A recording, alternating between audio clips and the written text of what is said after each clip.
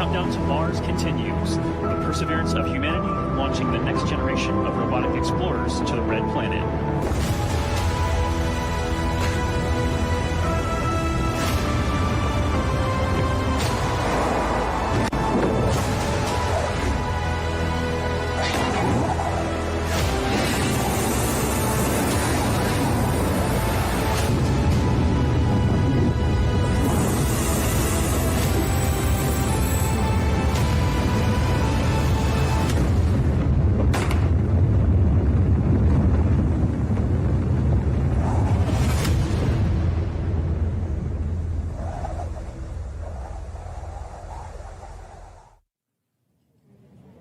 Welcome to NASA's Jet Propulsion Laboratory in Southern California.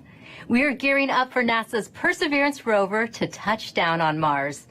Happening in an hour and a half from now, the rover will attempt to land in Jezero Crater.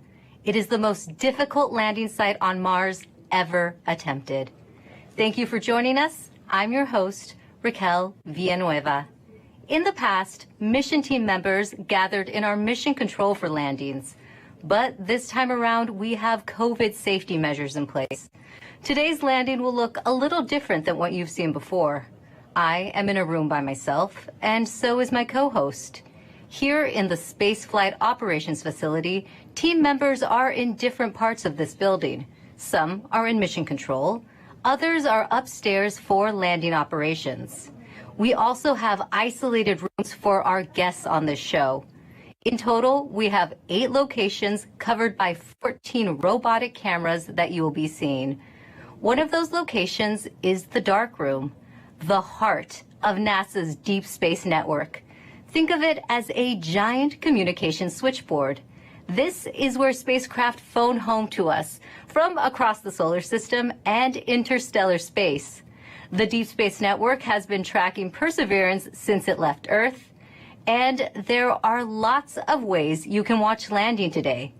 We have a 360-degree camera inside the control room. It lets you experience the landing right along with the team while seeing this broadcast. We also have the clean feed. It shows an uninterrupted view of mission control and audio. También tenemos un programa en español. To tell us about it is host Diana Trujillo, who also works on the mission.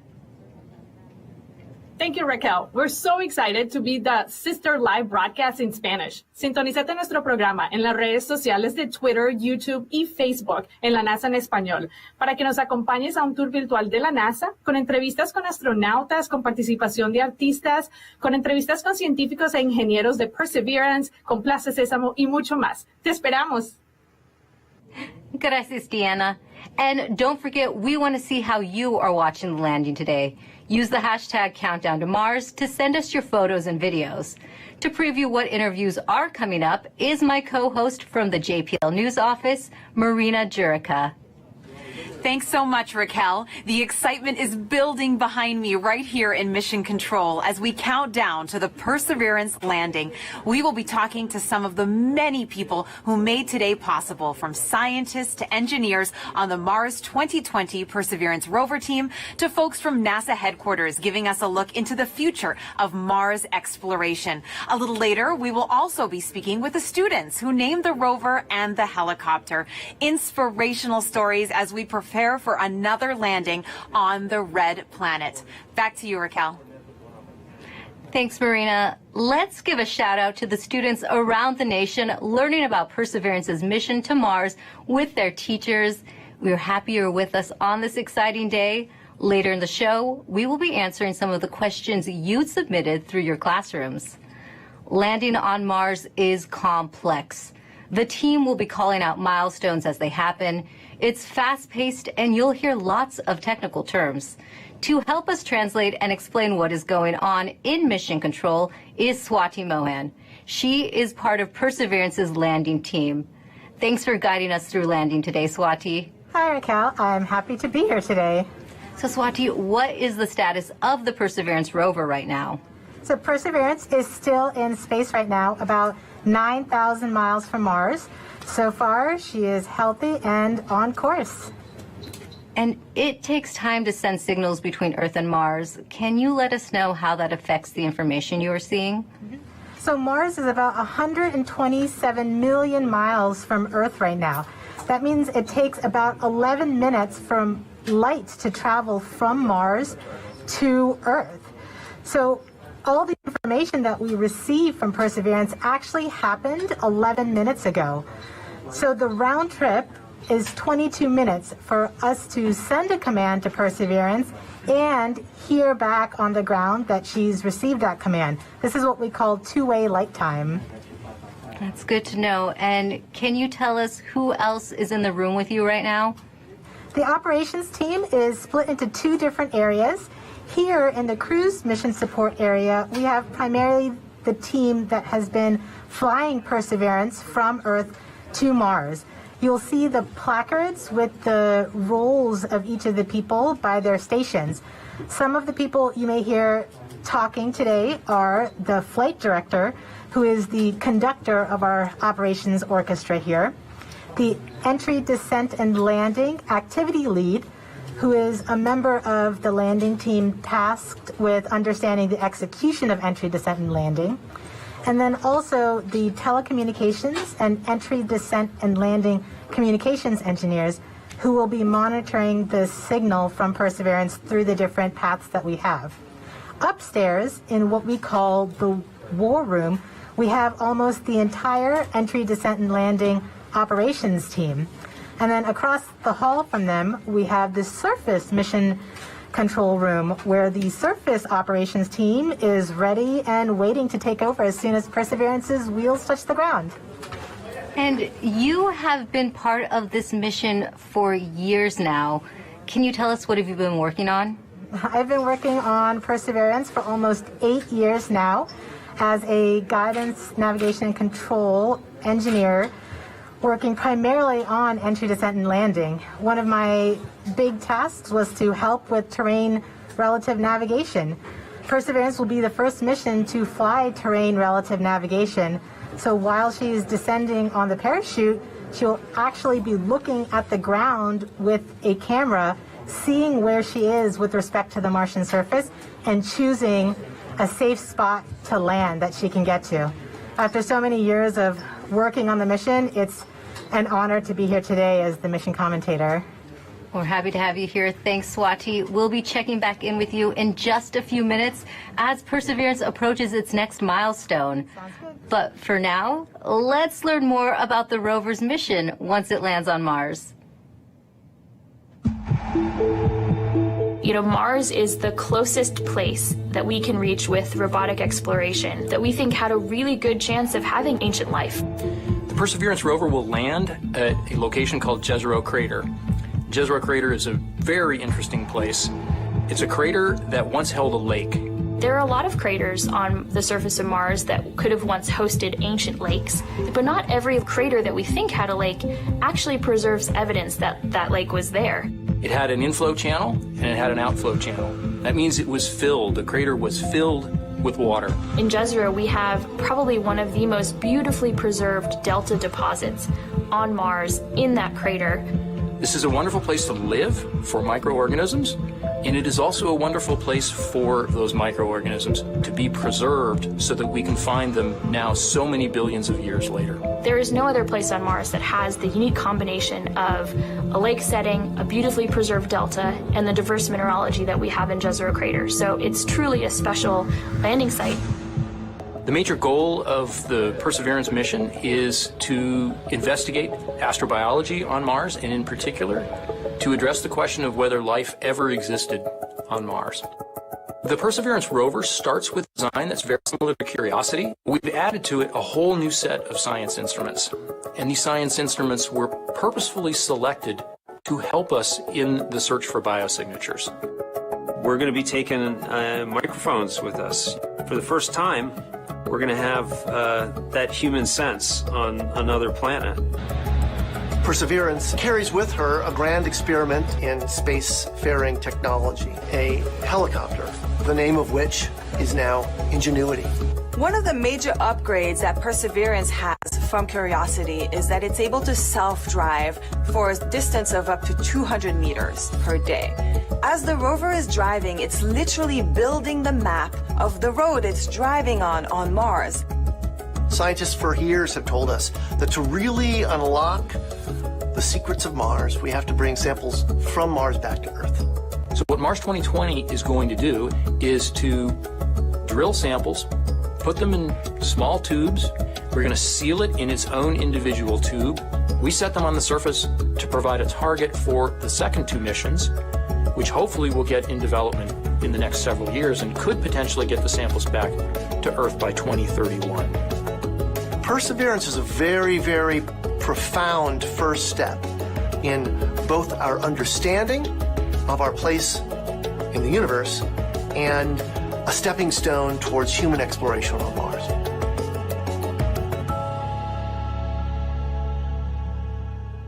You are watching live Mars landing commentary, and Perseverance is about to reach another important milestone. Swati, can you tell us what is happening? We are at a milestone where the operations team determines whether they're ready to turn off the transmitter to Perseverance. Turning off the transmitter is like taking your hands off of the wheel. At this point forward, Perseverance would be on her own to execute entry, descent, and landing over 500,000 lines of code. Let's listen in.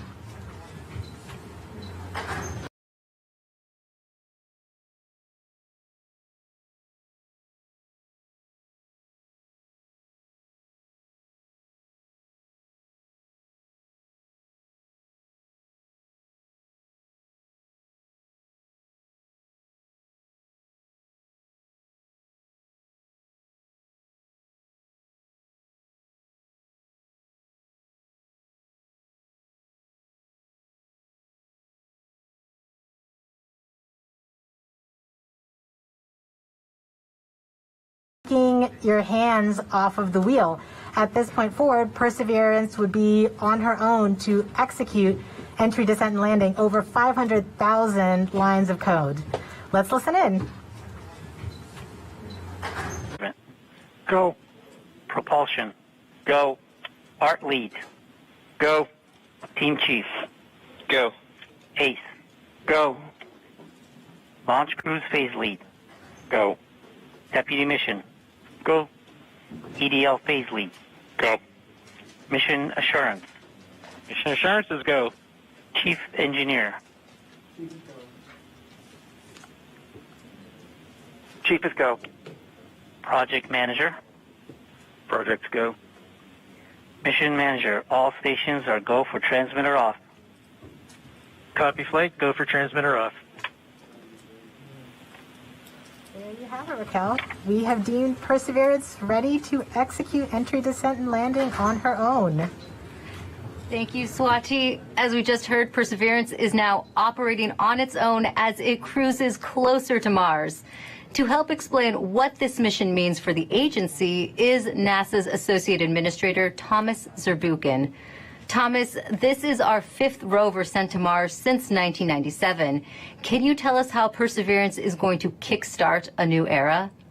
Wow, this is such an important day today, and it really is the beginning of a new era in a sense that we're going from exploration, kind of with experiments on rovers, looking around, doing analysis, to the sample return phase, in which we're not only looking around, looking at the geology, but really turning our rover into a robotic geologist and astrobiologist, collecting samples that we will bring back to Earth. And for us, of course, those are where the best laboratories are of all of humanity. Some of them still remain to be explored by some that are not yet in the science community yet. And that's what we're looking forward to. It's that new phase. The other element that I want to talk about is the amazing technologies that are there. And of course, one of my favorites is the Ingenuity helicopter, this in search of this extraterrestrial Wright brothers moment, you know, controlled flight for the first time elsewhere, Raquel. Great. And we have a student question on video for you from Macy. Hi, my name is Macy Ragsdale. My question is anything alive on Mars? Thank you. Well, Macy, I'm so glad for your question. That's a question I ask myself. Is anything alive there? And frankly, at the surface where we're going right now with Perseverance, we do not believe there's anything alive right there because of the radiation that's there. It's chilling, cold, and there's really no water there. But guess what? We think that 3 billion years ago, this looked like a stream that you may see on Earth. And frankly, a lot more similar than Earth, with water with a magnetic field, just like the Earth with an atmosphere.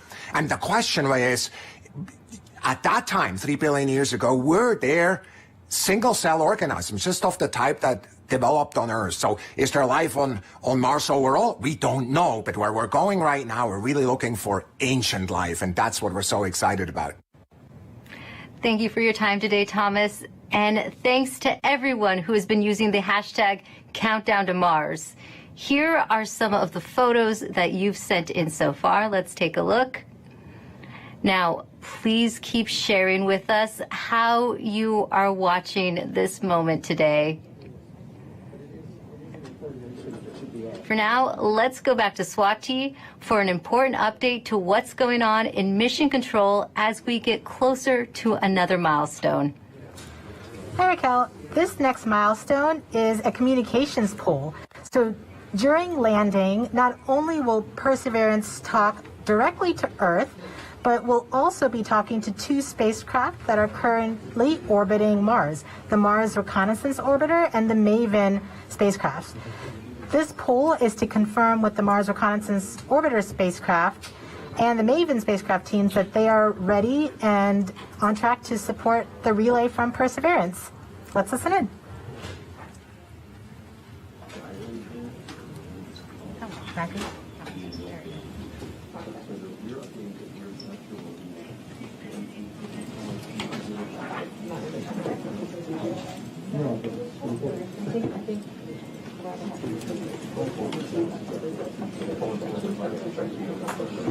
EDL comm flight. Go flight. Have you performed the comm check and readiness of the orbiters? We have performed the voice check and the readiness poll and can confirm that MRO, MAVEN, EDA, Radio Science 1 and 2, UHF, DTE, DSN, and EDL GDS are all ready to support. Copy, EDL comm.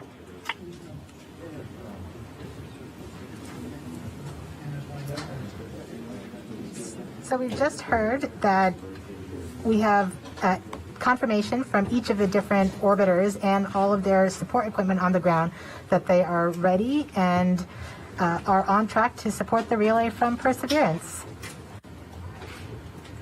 Great. Thank you, Swati. And we just heard that communications readiness poll, which means we are ready to relay the data Perseverance will send to get a better idea of what the rover looks like as it approaches Mars. We have a NASA program called EYES. The visualization lets anyone watching track Perseverance. Here's how the program works. Follow Perseverance on its journey to the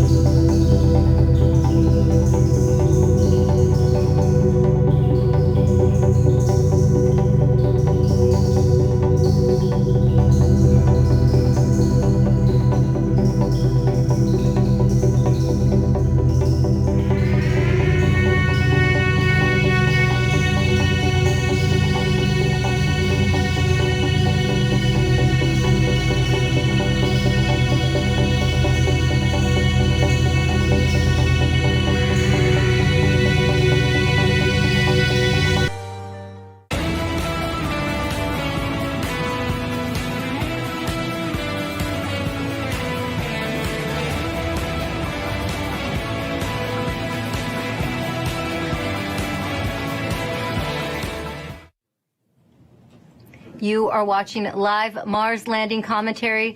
Stepping outside Mission Control to talk to us is Perseverance system engineer, Matt Smith. Thanks for joining us today, Matt. Hey, Raquel. Well, coming from Mission Control, we are going to hear terms related to landing. Can you help us understand what some of them mean? Sure, definitely. One thing you'll hear a lot about is telemetry. So telemetry is just our way of talking about data that's coming from the spacecraft and telling us important things like temperatures on the vehicle, pressure, how much fuel we have left, and other things that we need to understand for the health and safety of the vehicle. You'll also hear the word nominal, hopefully. Nominal means everything is expected, everything is okay, we're good to go. You'll hear also a lot about velocity and deceleration. So velocity is just our speed combined with the direction we're going. And deceleration is our slowing velocity. So we're coming in at over 12,000 miles per hour, and we're going to slow down to a nice, comfortable 2 miles per hour at landing, and that's our deceleration. Speaking of landing, you may hear a couple important terms at landing itself. One is RIMU stable. So the RIMU is a device on the rover that measures the rover's orientation and whether it's moving. So we want a nice, stable landing spot without any motion. You'll also hear UHF stable, hopefully. UHF stable refers to good telecommunications link with the rover and indicates that we've had a good separation between the descent stage and the rover after the sky crane maneuver. Finally, you may also hear Tango Delta nominal or touchdown nominal. That means we've touched down on the surface of Mars within the expected range of safe landing speeds. Thanks for that breakdown. Now, this is your first Mars mission. What have you learned from this experience? Yeah, one of my takeaways is that you can almost never be too careful when it comes to Mars. You definitely can't take Mars for granted. You know, we've checked and double-checked and triple-checked everything on our way to Mars. And, you know, even though we've done this once before using the sky crane technique on the Curiosity rover, you know, I think everyone's going to have everyone's going to hold their breath until we're on the surface of Mars this time around. And we have a social media question coming in. Nor the Door on Instagram asks, how complicated is the automated landing sequence and who wrote the code? Yeah, it's quite complicated. The automated landing software needs to do literally hundreds of things all on its own, just right with sub-second timing accuracy. And it's the result of many hundreds of people over many years, stretching all the way back to Curiosity and then improved for the Perseverance landing today at Jezero Crater. Great. Thanks for your time today, Matt, and good luck. Thanks. Now, landing on Mars is hard. Landing on Mars during a pandemic is even harder. The team behind the Perseverance rover faced one of its biggest challenges when the coronavirus pandemic struck. Here's how they kept the mission going.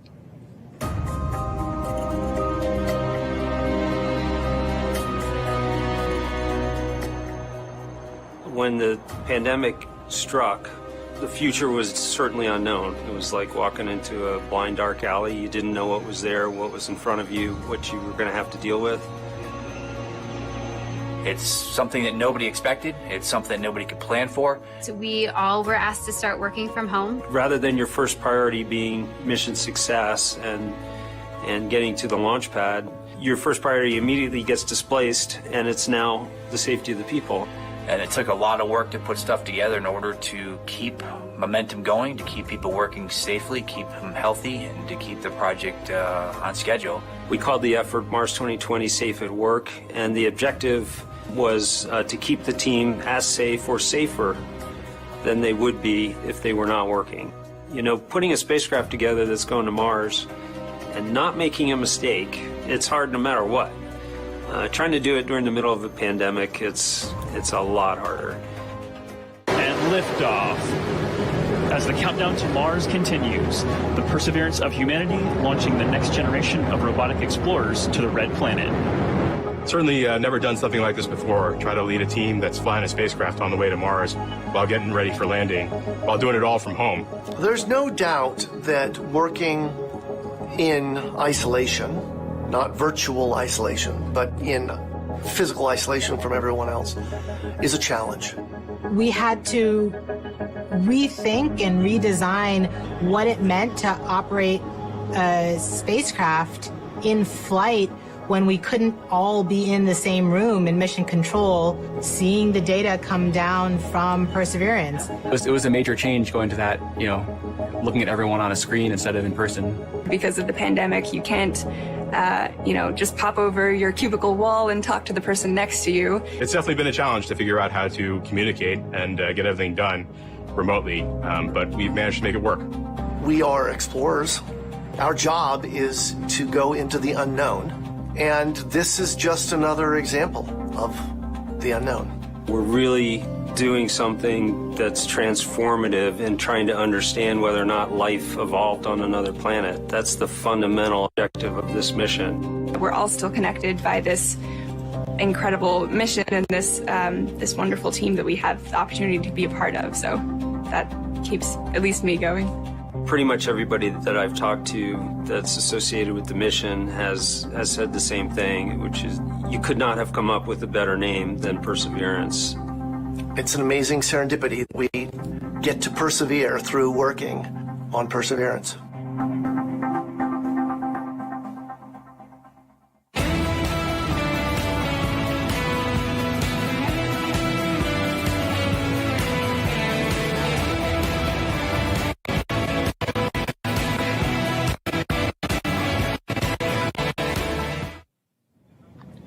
Joining us now is Perseverance Deputy Project Manager Matt Wallace. Matt, just how ambitious is this mission, and how does this team stay on track with unexpected challenges like the pandemic? Well, it's a very ambitious mission. You know, we're carrying not only a host of new, extremely capable science instruments to do that science mission that we've talked about, but also a number of technology experiments that provide feed-forward information into the next set of robotic explorers or even human exploration of Mars. So there's a lot for us to do. We look a lot like Curiosity, but in fact we're carrying 50% more payload down to the surface of Mars, and so it's been a big challenge. You know, and it was particularly challenging when the pandemic struck. It came at a critical time in our processing. We were just months away from launching. We're trying to essentially get the spacecraft assembled, do the final tests. Did not have a lot of margin in our schedule, and our focus just entirely shifted from that to keeping the team safe and keeping their families safe. And we had to do that quickly, to make the adjustment quickly. I think, you know, we got through it with a lot of help. A lot of people stepped up to make it happen. The team was tenacious, and we managed to get it launched and fly it to Mars. You know, thanks to a lot of help. And Matt, just how large is the team that worked on Perseverance? It's a big team. A couple thousand people here just at JPL, in fact, have worked on the mission. And then almost every other NASA center has contributed in some significant and critical way as well. We have over 1,000 industry partners that have provided hardware into this mission from 44 different states, 60 different cities, and of course we have international contributions from Europe and many other international providers as well. So it's a big team. It's taken a lot of people to get us to where we're at. That is a big team. This is the most difficult landing site ever attempted. Now, why do you think Perseverance is ready to land in Jezero Crater now?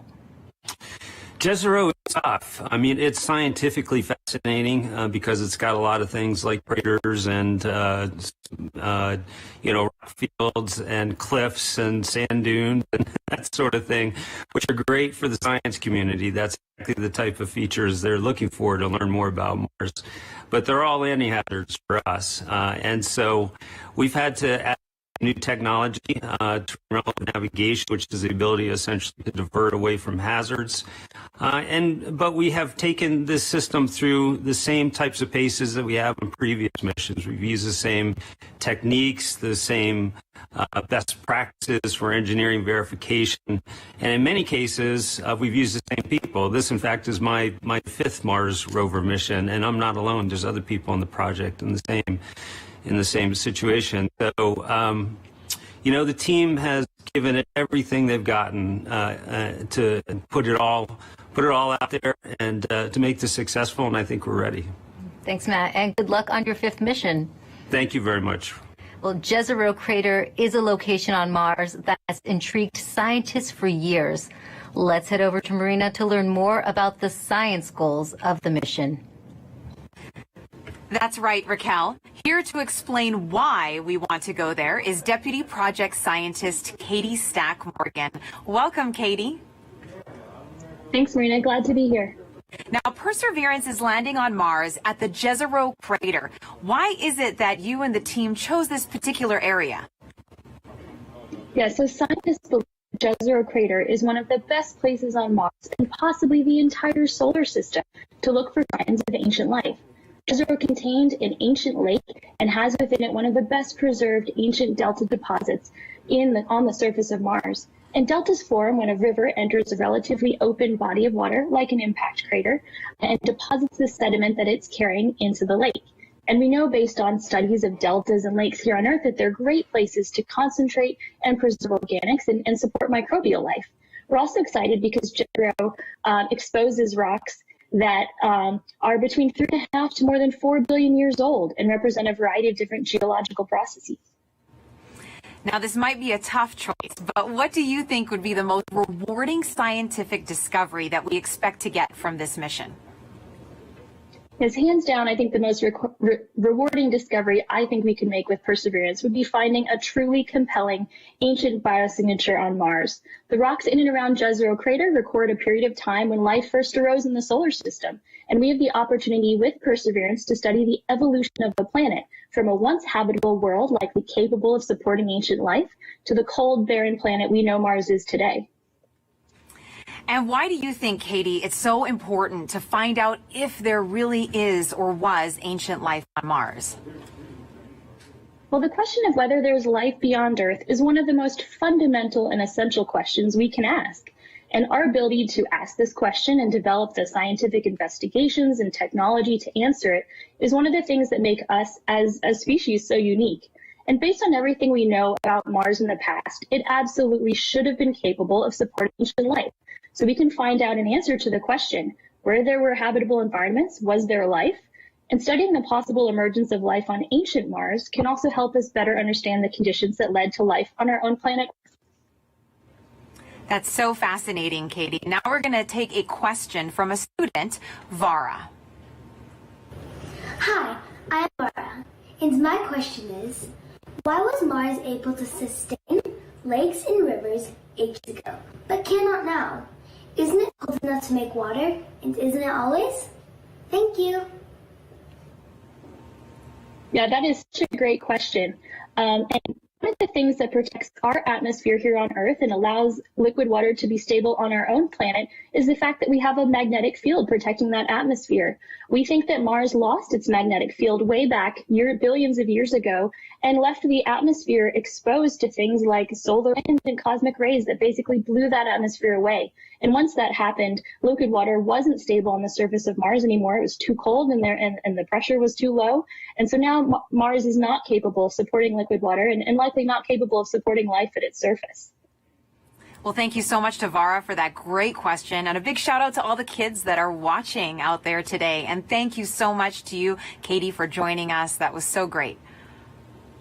Thank you. Now sending it back over to you, Raquel.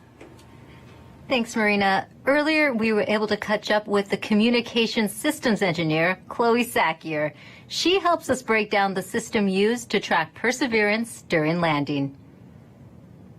The communications infrastructure supporting Perseverance's landing is quite complex.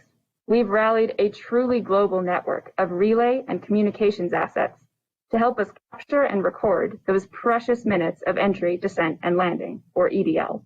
We receive a stream of engineering telemetry via these communication assets that helps us see and understand exactly what's happening. Perseverance sends direct-to-Earth X-band tones, each of which provides us with indications of critical entry, descent, and landing events. During entry, descent, and landing, we have 2 Mars orbiters listening for the ultra-high frequency, or UHF, signals from Perseverance. These orbiters relay these signals to deep space network stations on Earth, Madrid in Spain and Goldstone in California. The Mars Reconnaissance Orbiter, or MRO, has reconfigured its software to perform a type of relay called bent pipe. This will provide us with near real-time telemetry during entry, descent, and landing. We have coverage from the Mars Reconnaissance Orbiter from just before entry to a few minutes after landing. The telemetry we receive will be delayed by the time it takes light to travel from Mars to us back on Earth. Additionally, the Mars Atmosphere and Volatile Evolution spacecraft, or MAVEN, is recording these UHF signals and will be relaying that recording hours after landing. MAVEN will be covering us from around the time of cruise stage separation until a few minutes after landing. We also receive what we call heartbeat tones, which are indications that the spacecraft is alive and progressing throughout entry, descent, and landing. It's important to note that while unexpected, we could lose our communication links and still land safely. Because Perseverance is doing entry, descent, and landing completely autonomously, she doesn't need our help to joystick the landing. The communication links give us added visibility. And you can see Chloe hard at work inside Mission Control right now. Perseverance's landing might look like the system the Curiosity rover used back in 2012. But landing on Mars is difficult. There's always a risk involved. Here's what needs to happen for Perseverance to touch down safely in Jezero Crater. Nothing can be taken for granted when you get to Mars. There's a lot of things we just don't know. Space always has a way of throwing us curveballs and surprising us. I mean, until we get the data that says we're on the ground safely, I'm going to be worried that we're not going to make it. Entry, descent, and landing is often referred to as the 7 minutes of terror because it takes about 7 minutes to get from the top of the atmosphere of Mars to the ground safely. The spacecraft has to do all of this by itself. There are many things that have to go right to get Perseverance onto the ground safely. There's a lot counting on this. This is the first leg of our sample return relay race. There's a lot of work on the line. Starting about 10 minutes before atmospheric entry, we get rid of really the spacecraft part of the rover that's been supporting us. We come screaming in to the Martian atmosphere at 12 to 13,000 miles per hour. And the heat shield is what dissipates all that initial energy through friction. The vehicle will continue actually flying itself through the atmosphere. It's sort of like a transforming vehicle that went from a spacecraft and now it's kind of like an aircraft actively guiding itself. When we're going slow enough, we deploy a parachute. The biggest supersonic parachute we've ever sent to another planet. It's critical for slowing down the vehicle. Perseverance's entry, descent, and landing borrows heavily from that of Curiosity. But fundamentally, Perseverance is a different rover. She's bigger, she has different instruments. We've added a lot of smarts on the inside to make it more capable so that it can deal with the landing site that we've given. The science team identified Jezero Crater as basically an ancient lake bed and one of the most promising places to look for evidence of ancient microbial life and to collect samples for future return to Earth. The problem is it's a much more hazardous place to land. When you look at Jezero, all you see is danger. How do we go to a site that we never thought was safe enough to go to before? So the heat shield, which has protected us all the way through entry, is no longer necessary. We need to get that off so that we can actually see the ground. And we can see the ground in a couple different ways. Perseverance will be the first mission to use terrain relative navigation. So while it's descending on the parachute, it will actually be taking images of the surface of Mars and determining where to go based on what it sees. This is finally like landing with your eyes open. Having this new technology really allows Perseverance to land in much more challenging terrain than Curiosity or any previous Mars mission could. Amongst the rocks and the craters and the cliffs, these things are hazardous to the rover, but these are the things that are interesting to the scientists. Once Perseverance has figured out where she is, we jettison the back shell and parachute and light up our rockets. Those rockets help us steer to a safe landing spot that's nearby. That descent stage takes us all the way down to about 20 meters off the ground. That's when we start the sky maneuver. Once the rover has hit the ground, the descent stage will cut loose from the rover and fly away to a safe distance. Surviving that 7 minutes is really just the beginning for Perseverance. Its job, right, being the first leg of sample return, to go look for those signs of past life on Mars. All that can't start until we get Perseverance safely to the ground. And then that's when the real mission begins.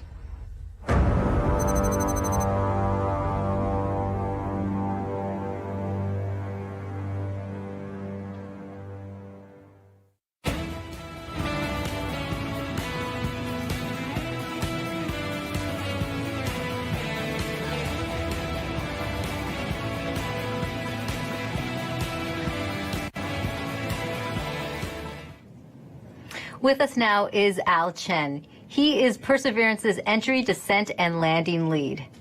Al, you were part of the Curiosity rover landing. Does it get any easier the second time around? It absolutely does not, especially when considering we're trying to land the biggest, heaviest, and most complex rover we've ever built at the most dangerous landing site we've ever attempted. Jezero may look great and promising from a science perspective, but it's absolutely treacherous for landing. There's a cliff wall that's about 200 feet tall that runs right through the middle of the landing site. There are craters full of sand that even if we landed in them, we would not be able to drive out of. And there are rocks to the east and actually all over the place, rock fields. That would be a bad day for us if we were to land on them. Now, Al, what new technology makes this type of dangerous landing possible? Perseverance is carrying two new technologies that are really kind of under the hood smarts that are allowing us to land at this treacherous landing site. The first is range trigger. That's the ability, we've given Perseverance the ability to decide for herself, based on where she is, when to deploy the parachute. Previously, we used to deploy parachutes, that supersonic parachute, based just on navigated velocity. But now Perseverance has the smarts to figure out where she is and deploy that parachute at just the right place to make sure that we shrink where we could come down. That actually reduces the area, that error ellipse, where we can come down on the ground, from something that was on the order of 15 miles long by 12 miles wide for Curiosity to about 5 miles long by 4 miles wide for Perseverance. So that's quite a bit of reduction. Second, the next piece of technology that's helping us land there is terrain relative navigation. In the past, after we've popped off the heat shield, we've taken pictures of the ground as it's been coming up, but we haven't really done anything with them. This time, Perseverance is carrying a camera to take pictures, but also a kind of second brain to help it figure out what those pictures are telling it and match it up with an onboard map from a satellite. That allows it to figure out exactly where she is. Suddenly, then, she can then fly to safe spots that are nearby once she really knows where she is. It allows the site to not have to be as flat and boring as a pancake as some of our past sites have been, the entire area we could come down. Now we just need little pieces of that site to be small enough and safe enough for us to land in safely and fly there after we've gotten rid of the parachute. And we also have a social media question coming in. Sansakari14 on Instagram is asking, how does the sky crane decide where to move itself after the payload lands?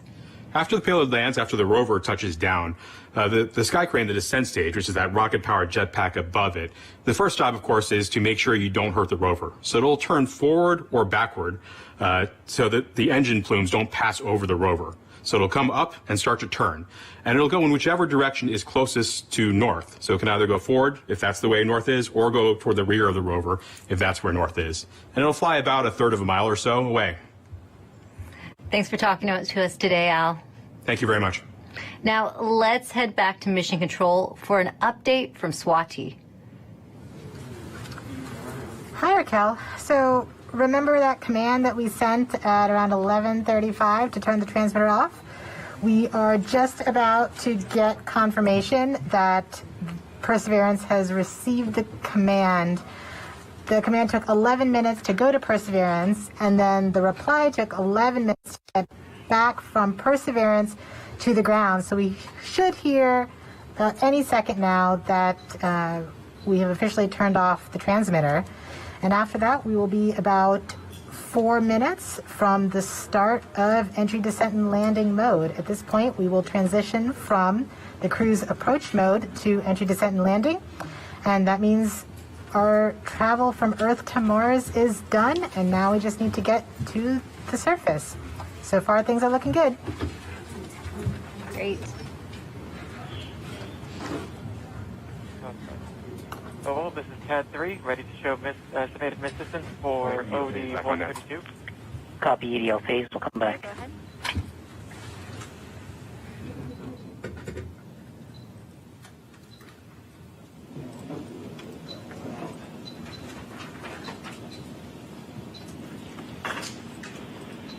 Flight Ace.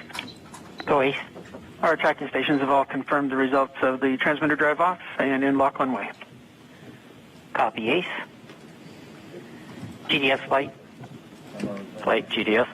At this time, I'd like to disable the alarms before EDL main. So please disable all the alarm files and start a new downlink session. Copy that. EGP. Copy that. Proceeding now. Confirmation that we are now officially one way and the transmitter is off.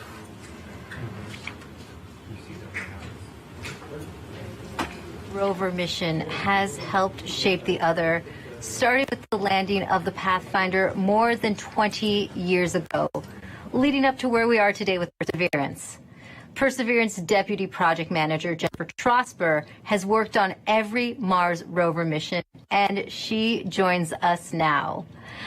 Jennifer, how does Perseverance fit into the history of exploring Mars? Thanks, Raquel. It's great to be here. Well, Perseverance is NASA's 5th rover on Mars, and I've had the privilege of working on every one of them. And the very first rover was the Sojourner rover we sent in 1997, and it was the size of a microwave oven.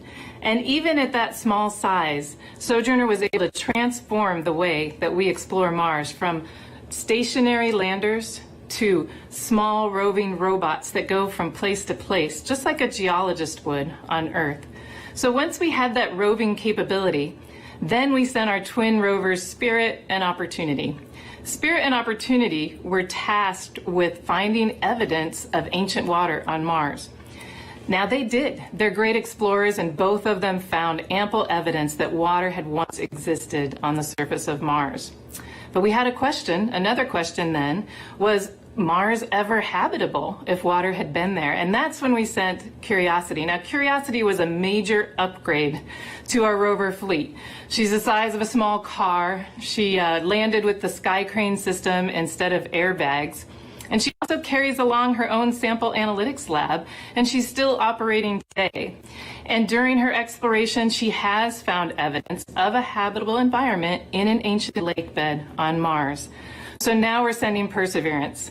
Perseverance is tasked with answering the question and looking for evidence of ancient microbial life on Mars.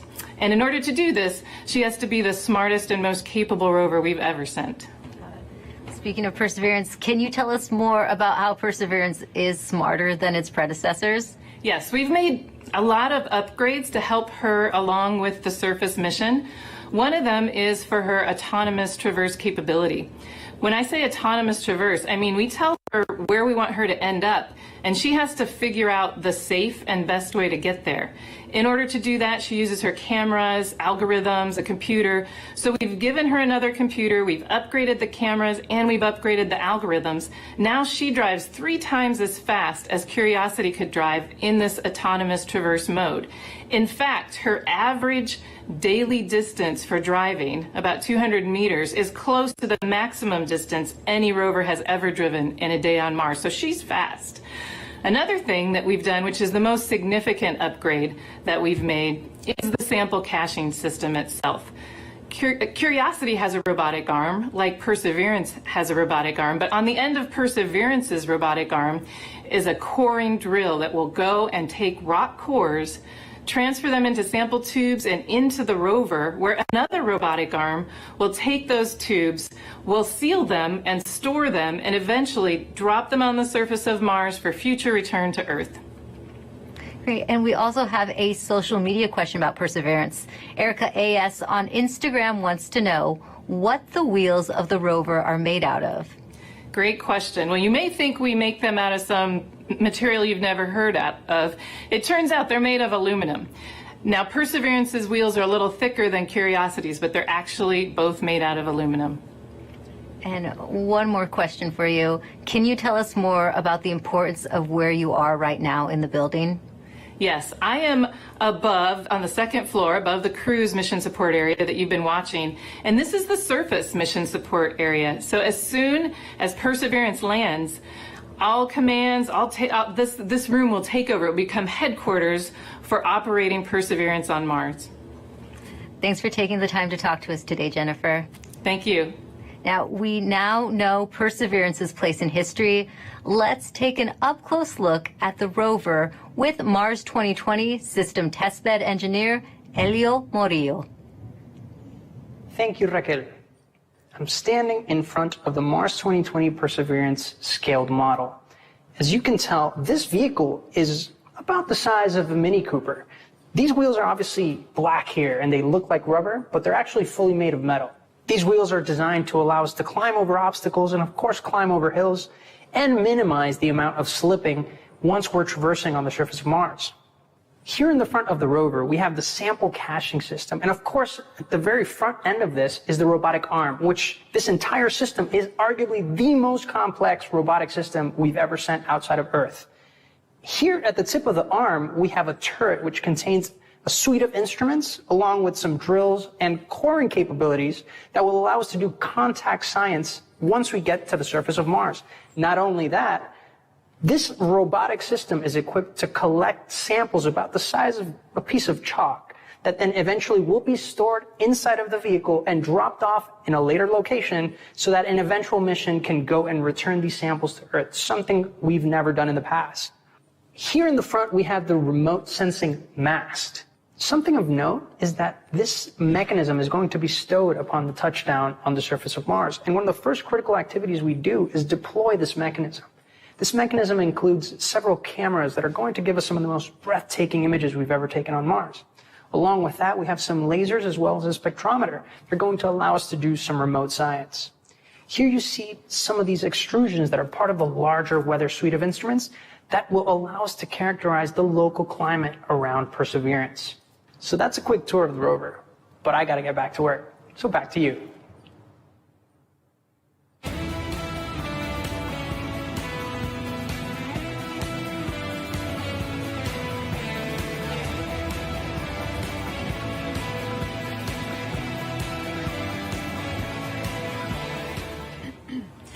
Perseverance is collecting samples of Martian rock for future return to Earth. We've heard that scientists have been wanting to bring Martian samples back for many generations. And here to talk a little bit about that is NASA's Planetary Science Division Director, Lori Glaze, who joins us now to talk about the role Perseverance will play in NASA's future goals. Welcome, Lori. Hi. Now, as you just heard, we've heard that scientists have been wanting to bring back these Martian samples for a very long time. Why do we need to bring them back? That's really a great question. You know, we actually have examples of Mars already here on Earth that came here as meteorites. But we don't know exactly where they came from on Mars, and then they also have had to make the trip from Mars to Earth, and so they got altered during that time, and then during their entry and descent into the Earth's atmosphere, that also changes what those rocks are like. So being able to go to Mars and actually collect a sample where we know exactly where it came from, and we know we can preserve it and keep it pristine and carry it all the way back here, this will be incredibly important to help us answer questions about the geologic history of Mars, understanding how it formed and evolved, and also really important questions about whether or not life actually existed on Mars 3.5 billion years ago, and whether that life, if it existed, has been preserved in the surface of Mars. Now, Lori, these sample tubes that Perseverance is going to be collecting, they're the cleanest things ever created on Earth. Tell me a little bit about that. Oh my goodness. We worked so hard. The team here at JPL is absolutely incredible to assure that those sample tubes are incredibly clean. One of the main goals of this mission is to be able to detect if there's actual life that's preserved, ancient life preserved in those rocks, in those samples. And we definitely don't want to be carrying, our own DNA off to Mars and then bring it back here to confuse our scientists when they're trying to study those samples. So it is an incredibly clean set of equipment that's been sent there. As you said, the cleanest thing we've ever sent into space. Now, this is a very complicated campaign. Can you break down for us how it's going to work and if there's any international partners working with us? You are correct. The Mars sample return campaign is incredibly complex. In fact, it's probably the most challenging thing we've ever tried to do. But we're definitely not going to try and do it alone. We have great partners with the European Space Agency. And the way this campaign is going to work, well, Perseverance is the first step. Chapter 1 is going to Mars and collecting the samples. Chapter 2 is going to be a sample return lander that we hope to launch in around 2026 to 2028. And that lander, it'll be an American lander carrying a fetch rover that's provided by European Space Agency. And that little fetch rover will drive out and pick up the samples that Perseverance left on the surface of Mars. And the Fetch rover will bring them back and load them into a rocket that we call the Mars Ascent Vehicle, which will be the first ever launch from another planet. And it will launch those samples into orbit around Mars. In the meantime, the European Space Agency will have an orbiter that's in orbit around Mars that can rendezvous and capture those samples and then bring them back to Earth for us to study back here in our amazing laboratories. A lot of firsts, it sounds like, Lori. And another first, how is Perseverance and the Mars Sample Return mission going to help the future exploration, human exploration of Mars? I'm so glad you asked that. I think we're going to get a lot of great information from Mars Sample Return with, again, being able to land the heaviest payload we've ever landed on Mars will be that Sample Return lander. That's critical to us learning how to land humans on Mars. And then we are definitely going to want to be able to launch the humans back off of Mars. So that Mars Ascent Vehicle is going to be critical, that first step of the first launch from another planet. So exciting, Lori. And speaking about the Mars generation, we're now going to take a student question for you from Livia. Hi, my name is Livia, and my question is, what made you want to study Mars, and why are you working so hard and willing to wait so long for a sample? Thank you. Oh, Olivia, that is such a great question. And I enjoy Mars just because it can tell us so much about how our solar system formed and evolved. All of the planets can tell us different parts of that story, and Mars is a really key piece of that. And one of the main reasons we're willing to wait so long to get the sample back is that we've got great new scientists that are all about your age, and in about 10 or 15 or 20 years, you'll be the generation that's going to actually get to work with these samples. When they come back, you'll be the scientists and engineers that will be the next generation to change how we think about Mars and how we think about life in the solar system. That was a great question, Lori. Reach for the stars, future little scientists and engineers. Thank you so much for joining us here today, Lori. It's my pleasure. Thanks. Back to you, Raquel, for another mission update. Thanks, Marina. The cruise team for Perseverance controls the rover on its way to Mars.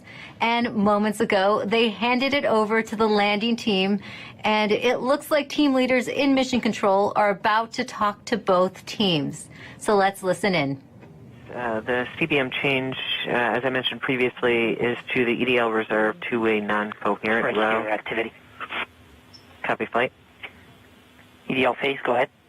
I'd like to see pep talk, I guess, to the team. All right. I'm terrible at pep talks. I think my reputation precedes me there. And look, I know this hasn't been easy, right? I'm not even sure we've even been all in the same room at the same time. I mean, I'm staring at folks across the internet as well. Even now, right? Yeah. Voice check. Okay. I do want to just extend my heartfelt appreciation from the EDL team to the launch cruise team. You've done everything we've asked for, right? I mean, you've battled anomalies, you've dealt with Cepheids, you've done everything. You delivered a healthy spacecraft to the place that we want to go. And she's right on target, right? You did the last maneuver literally 2 months ago, right? This is pretty incredible, in my opinion. And she's armed with the right information to help us land. Doing the parameter update last night, we're ready to roll. You've done everything right. And you've put up with us, too, right? You've put up with our eccentricities and the things we like to do in EDL land. So I very much appreciate that. So you all should sleep in on Friday since, you guys have earned it. Thanks for literally and figuratively putting us in the right position to succeed. And let's land on Mars together. Copy EDL phase. And as flight director, I also would like to thank the whole team, cruise ops, EDL ops, EDL team, and the surface ops as well. It's been an amazing journey. I think we all know that. And it's been my honor and pleasure to work with you all side by side. And your tireless efforts and endurance in the face of our challenges has been truly, truly inspiring. So kudos to you. Mission, would you like to say something? Yeah, just echoing the same words that Al and Magdi have mentioned. You guys have overcome great obstacles in the last 6.5 months, and it started with an earthquake in this room on launch day at L-20 minutes. So I can't be more proud than all of the achievements that you guys have pulled off in the last 6.5 months. Whatever happens in the next hour and a half, you can be proud of the achievements that you've accomplished so far. I look forward to seeing you on the other side, and I only wish that the rest of our team could be sharing this moment with us. This is a very unusual event. This room is only half as full as it would be if we weren't in this pandemic. So missing everybody on the team who's not with us here today. And go EDL. Welcome to the EDL family.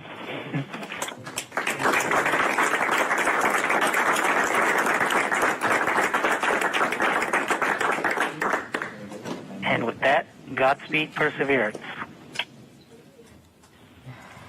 All right, activity. Go ahead and continue the report.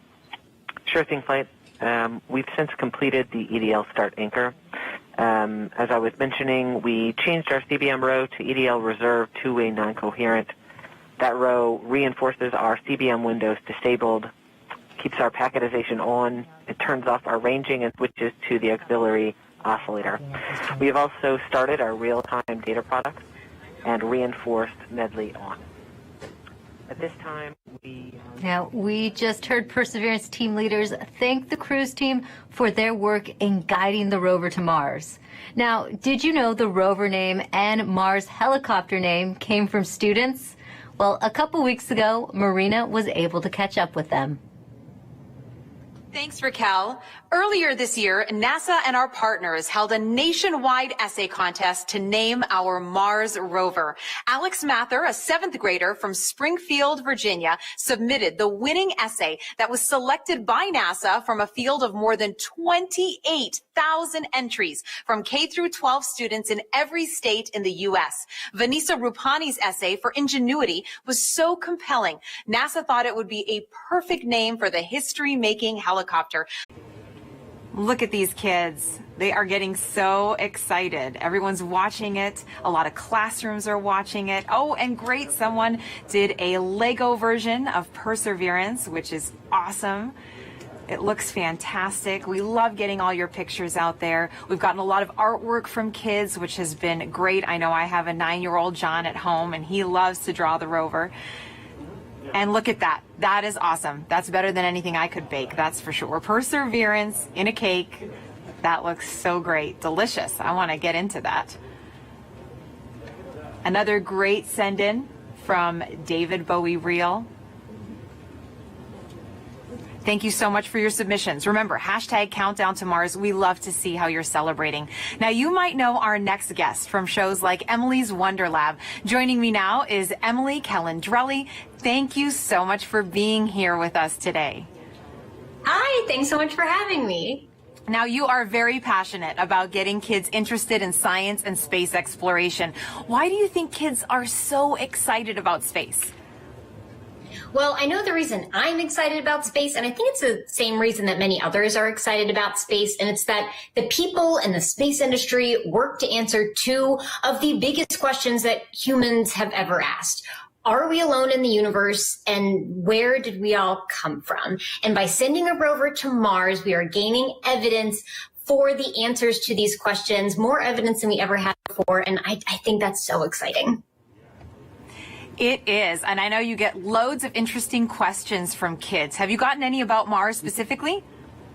Oh my gosh, yes. Everybody loves Mars. It's in movies and books and TV shows, and everybody loves Mars. So one of the things that I get asked a lot is that, it's called the red planet. Why is it red? Well, it's red because it's literally rusty. The top layer of soil on Mars has iron oxide in it, or rust, and rust has that brownish red color. So it's red because it's rusty. And also because it's red, they ask, is it red hot? Is it really hot on Mars? And well, no, actually, it's colder than the Earth. It's farther away from the sun. So as you would imagine, it's a little bit colder than the Earth. It also has a really thin atmosphere. So the heat that it does have, it has a hard time keeping in. And so it's a little bit colder. But then I also get asked, what would I weigh on Mars? That's a really fun question. So on Mars, it's a little bit smaller than the Earth, so the gravity there is weaker. It's about 3/8 the gravity that we have here on Earth. So if you weighed 100 pounds here on Earth, you'd weigh 38 pounds on Mars, or 100 kilograms here on Earth, 38 kilograms on Mars. Those are all super fun. I think even some adults want to know the answers to those questions, Emily. Now, why do you think it's so important to educate kids about science and give them that great foundation? Well, science is the language of nature, and learning about science and learning how to think like a scientist means you are learning how to systematically seek out truth in the world. You are learning the scientific method. You're learning how to be a critical thinker. And honestly, those skills are great for whatever you end up wanting to do in life. True. If you want to be a scientist or an opera singer, that holds true. And what are you most excited about today?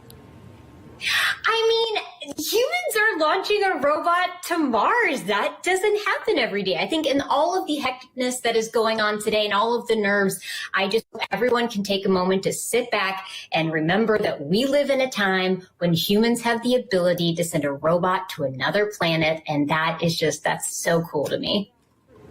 It is very cool, Emily. Take a deep breath. Thanks for joining us here. Thanks for having me. Sending it back to you now, Raquel. Thanks, Marina.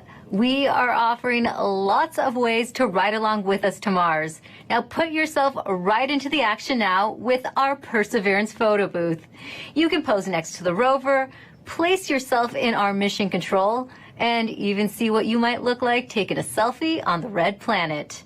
There, you'll also have a chance to sign up to send your name to Mars on NASA's next flight to the red planet. It's all available at go.nasa.gov/Mars 2020 Toolkit. And joining us now is JPL Chief Engineer and Landing Veteran Rob Manning. He will be breaking down key moments coming up, and very few people know more about landing on Mars than Rob, going back to the Pathfinder mission in 1997. Thanks for joining us today, Rob. Thank you very much, Raquel, for having me here. And what a wonderful experience. What a wonderful day for a beautiful day in California. We're just also excited here, anxious, worried, but very hopeful. Rob, I have a question for you. There is a landing tradition at JPL that involves eating peanuts for good luck. Can you tell us how did that start? Yes, it started in the mid-1960s. What happened was we had a series of missions that had failures. The Ranger program in the early 1960s, one after another, failed. And what happened was one day a fellow by the name of Dick Wallace on Ranger number 7, on the 7th attempt, decided to bring peanuts to the ops area just before the launch, and guess what? That mission worked. Now, we're not supposed to be too superstitious. We're engineers and scientists after all, but we love tradition. And ever since then, before launch and before critical events like entry, descent, landing, we have brought out peanuts and shared them with the team. And it's been really a wonderful little experience. And so this is something we will do. We're doing right now, and it's something that we just can't help ourselves. It's just part of the experience. Oh, well, speaking of the experience, how did the Perseverance team keep the tradition alive this year? Well, this year we're passed out little packets of peanuts to the team, and they can sneak one peanut in their mouth as part of to keep the tradition alive. But this is part of the COVID experience, but we can't leave this one undone. So this is what we're doing, and this is going to help us land safely.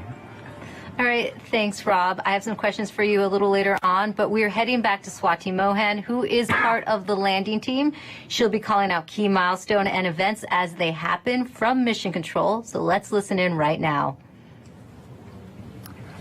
So right now we're still about 20 minutes from entry, and the EDL phase is giving a last-minute confirmation of what will be happening in the upcoming changes to the vehicle, just to remind the team.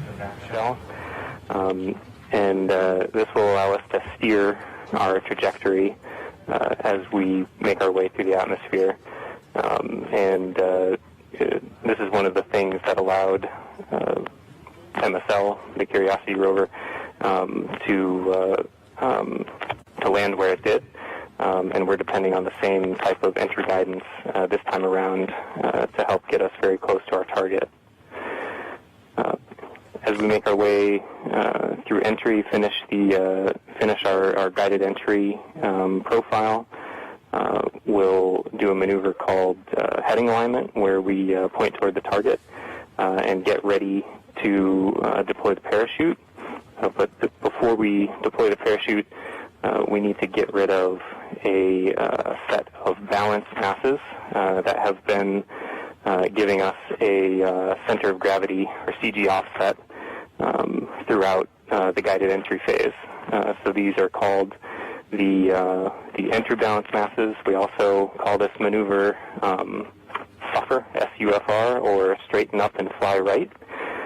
So we'll go ahead and eject those masses when we get a trigger from the GNC system telling us that we're at the appropriate range to the target to do so. As soon as we deploy those, we will no longer have a CG offset, and we'll be ready to deploy the parachute 17 seconds later.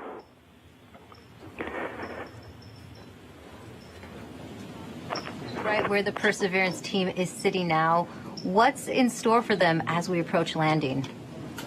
I'm going to hold here for EDL prep as we're about to start that anchor. Copy, phase 2. And activity, please call that out when it's ready. Copy, flight. I'm going to make the announcement now. Okay. Maggie's make the announcement, but...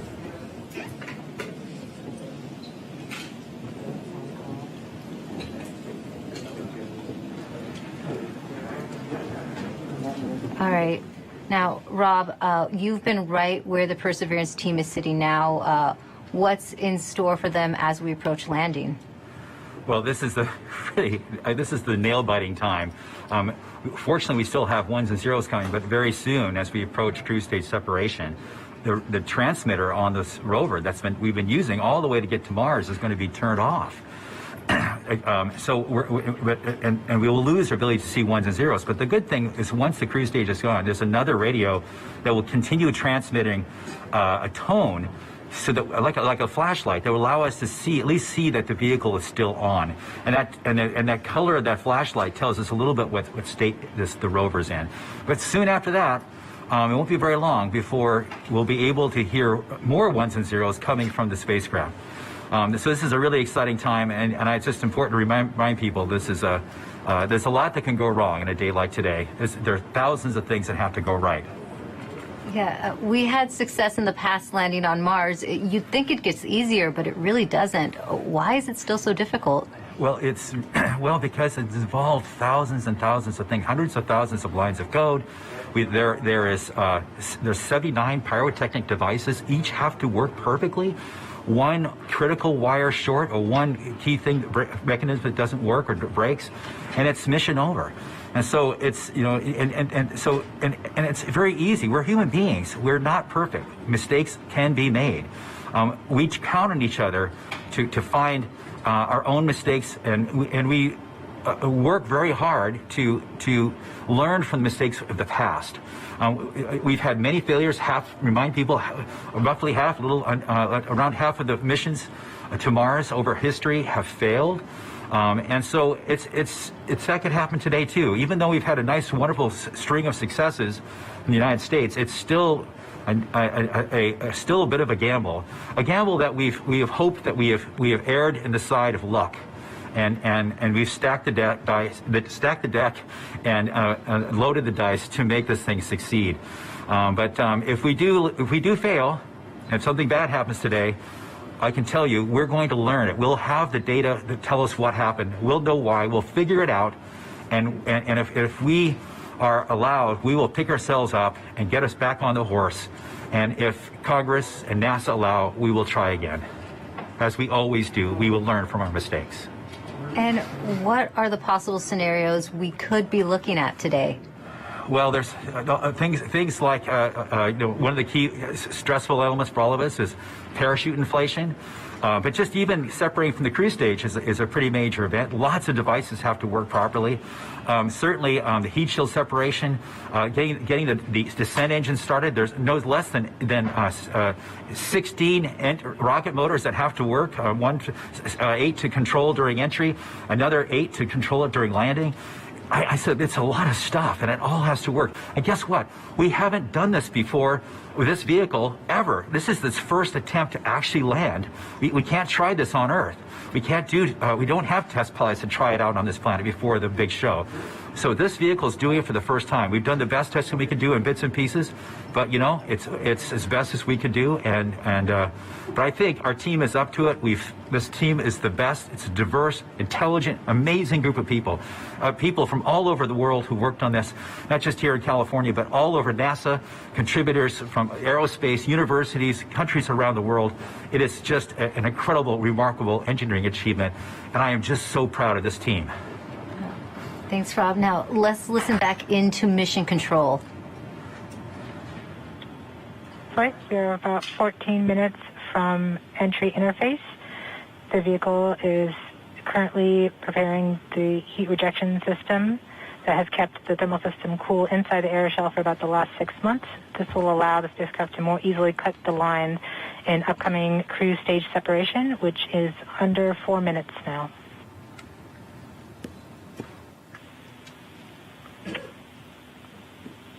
We have now enabled the rover pyro bus. That's the pyrotechnic system that's We're going to powering off the cruise stage devices. And these are the things in the cruise stage that we no longer need.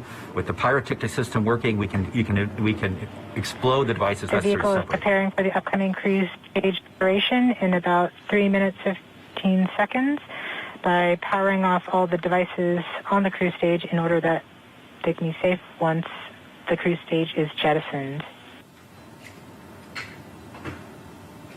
Yeah, this cruise stage has been very reliable. We are firing our first pyros to vent the HRS liquid and gas. This has been the coolant that's kept their vehicle from getting too hot on the way to Mars. We have to vent it into space.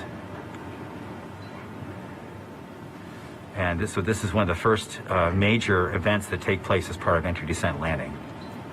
The HRS vent anchor is complete. Yes. We will see the next anchor in approximately 3 minutes.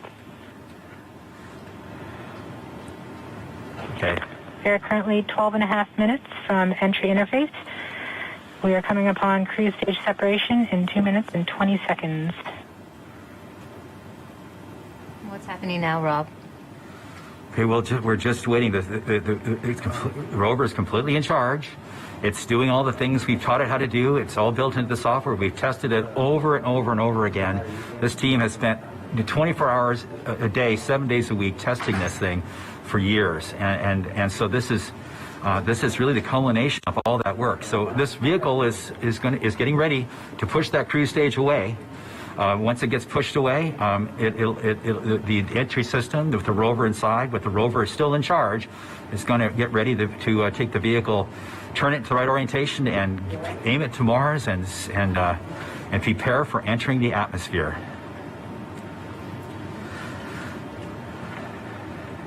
This won't be long. Be prepared for this event. We're about 1.5 minutes from cruise stage separation. About 11 minutes, 20 seconds from entry interface. Okay, so it's about 10 minutes from cruise stage separation till entering the top of the atmosphere. From then on and out, things happen We are fast. switching to MFSK tones. Telemetry will have stopped.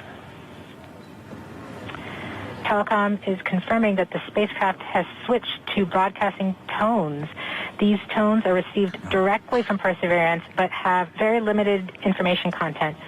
We won't receive real-time information until about 9-10 minutes from now, once the Mars Reconnaissance Orbiter starts relaying information from Perseverance. We are under 1 minute from cruise stage separation, about 10.5 minutes from entry interface.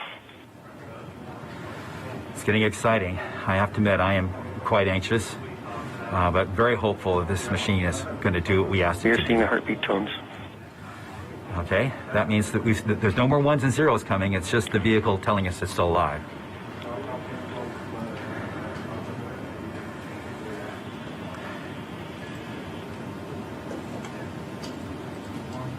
We're continuing to receive tones from Perseverance, standing by for cruise stage separation.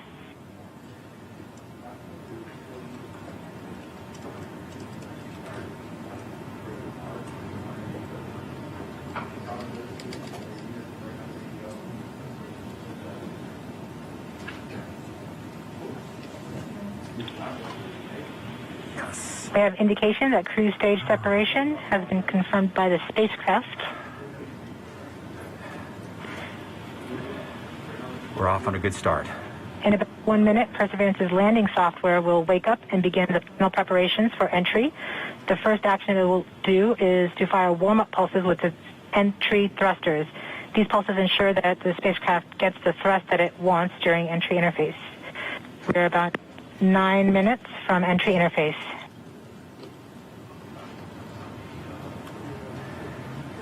Okay, so now the vehicle's on its own. It's turning itself into the direction of facing the heat shield toward Mars, and will eventually hitting the top of the atmosphere. We're not far away. This is going to go very quickly from here on out.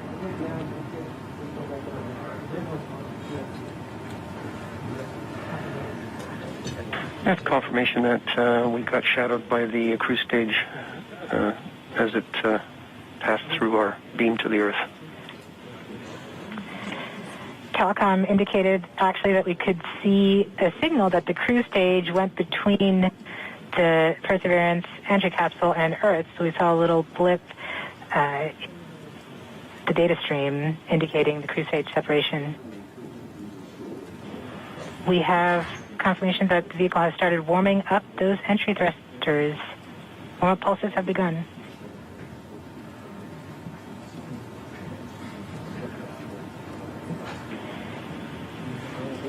At this point, the spacecraft is trying to stop its spin from the cruise 2 revolutions per minute down to 0, and then will turn to its desired orientation from entry. It will separate the 2 balance masses that have kept it balanced during all of cruise. This will allow the entry capsule to have lift when it enters the atmosphere. We have confirmation that the spacecraft has turned to the desired entry attitude. We're about 7.5 minutes from entry interface. Okay, the vehicle is pointed in the right direction. The thrusters are warmed up and doing their job.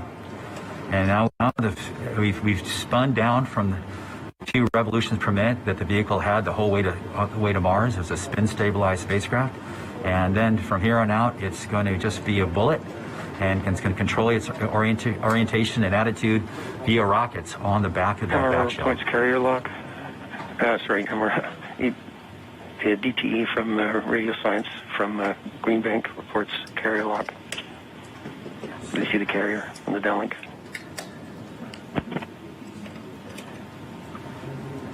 Flight level 1.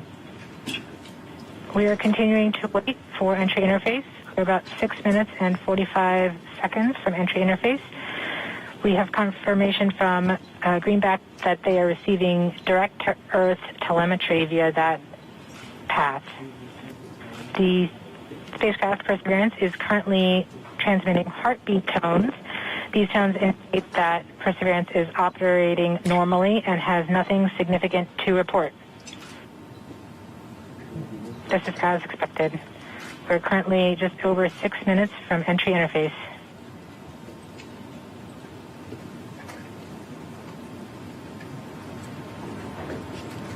Okay, and now we wait.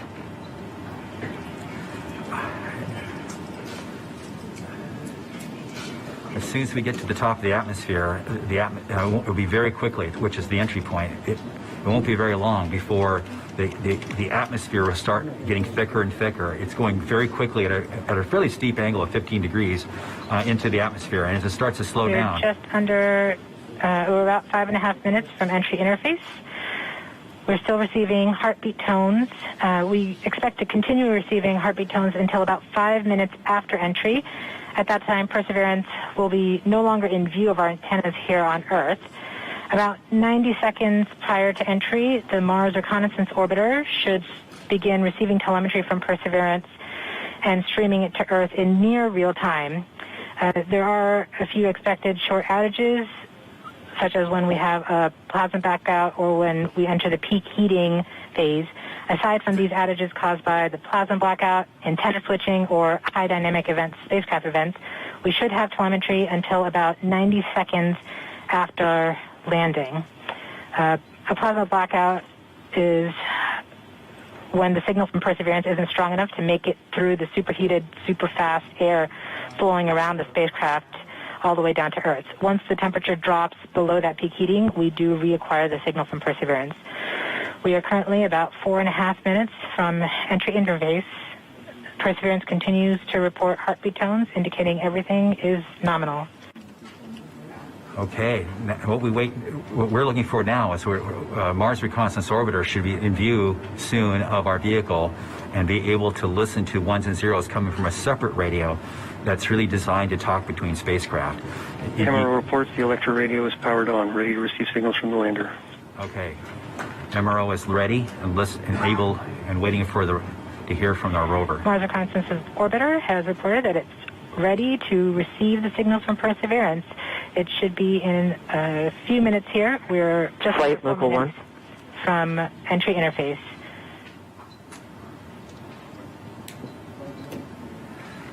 We don't need these ones and zeros, as Swati said, but to land safely, but we really need it for our own health and well-being today to keep our nerves under control. But around this time, a second spacecraft, MAVEN, should begin picking up telemetry from Perseverance and will continue to record that telemetry until several minutes post-landing. We won't get that data for several hours after landing as it's being recorded and then will be forwarded to Earth later. We are continuing to receive heartbeat tones, indicating that everything is nominal. We're currently at about 3 minutes until entry interface. Okay. Very soon we'll be getting ones and zeros, I hope, from our radio on the rover.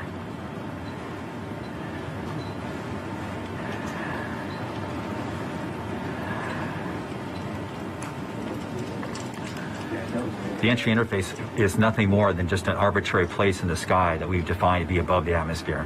But from that point on, there's definitely atmosphere, and above it there isn't. We are 2 minutes from entry interface. Perseverance is to transmit heartbeat tones, indicating everything is nominal. So the tones can tell us whether something's bad or not is happening. So far the heartbeat is doing well.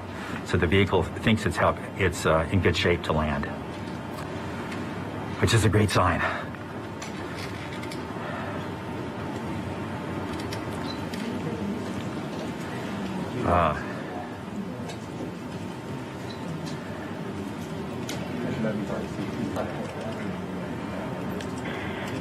We're just under 2 minutes from entry interface. As it gets closer to Mars, Perseverance is actually being pulled in by gravity and accelerating. By the time Perseverance reaches entry interface point, she should be going just under 5.4 kilometers per second. We're at about 90 seconds from entry interface and standing by for Mars Reconnaissance Orbiter to pick up the telemetry.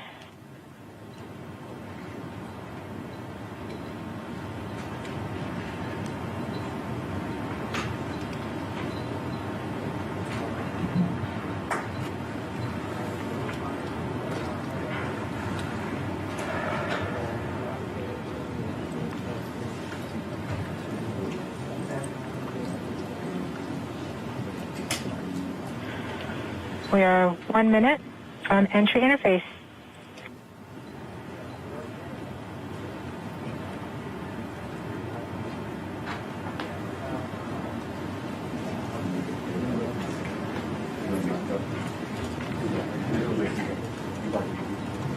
MROs are in receive mode. We have confirmation that the Mars Reconnaissance Orbiter is now relaying data from Perseverance. We're about 30 seconds from entry interface. Perseverance is going about 5.2 kilometers per second and is about 190 kilometers altitude above the surface of Mars. Confirm your jet data flow.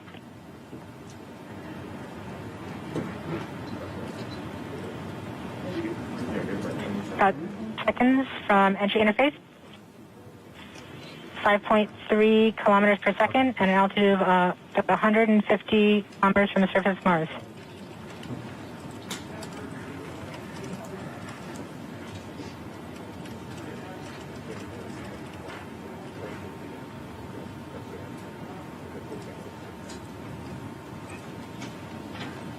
Entry. We have confirmation of entry interface. Perseverance is currently going 5.3 kilometers per second at an altitude of about 120 kilometers from the surface of Mars.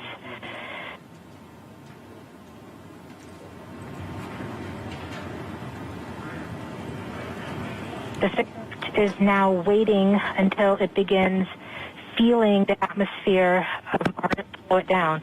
Once there is enough atmosphere, it will start controlling its path to the landing target.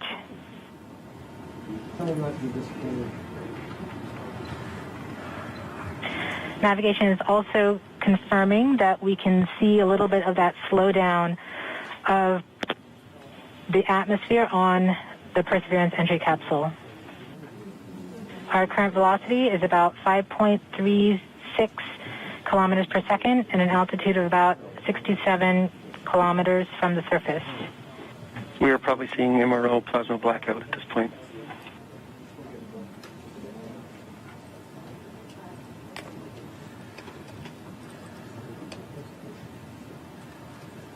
The vehicle should be doing its turns right now.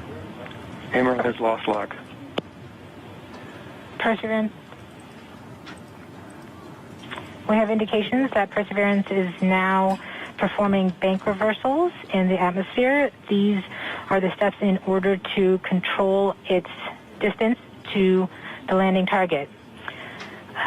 Perseverance has just passed through the point of maximum deceleration and has indicated that it felt approximately 10 Earth Gs of deceleration. MRO has lock again. Yes. Yes. Yes. Yes. We saw a small outage of the UHF telemetry from Mars Reconnaissance Orbiter during that peak heating phase, likely caused by the plasma blackout. Perseverance is still continuing to perform bank reversals in the atmosphere to control its distance to the landing target.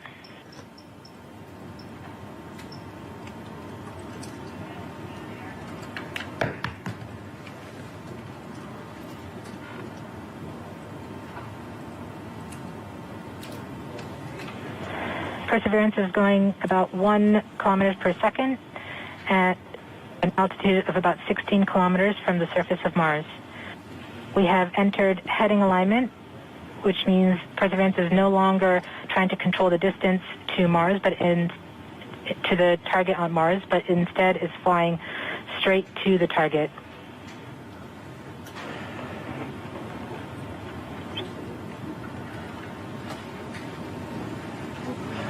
Parachute.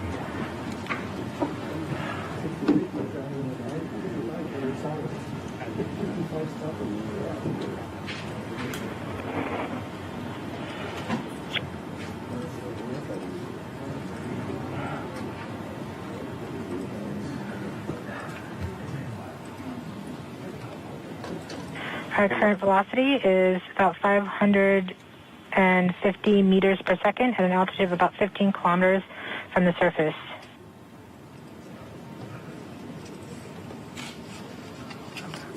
MRO is reporting good telemetry log. We are coming upon the straighten up. We are starting the straighten up and fly right maneuver, where the spacecraft will jettison the entry balance masses in preparation for parachute deploy and to roll over to give the radar a better look at the ground. Yes, yes, yes. The navigation has confirmed that the parachute has deployed, and we are seeing significant deceleration in the velocity. Our current velocity is 440 meters per second at an altitude of about 12 kilometers from the surface of Mars.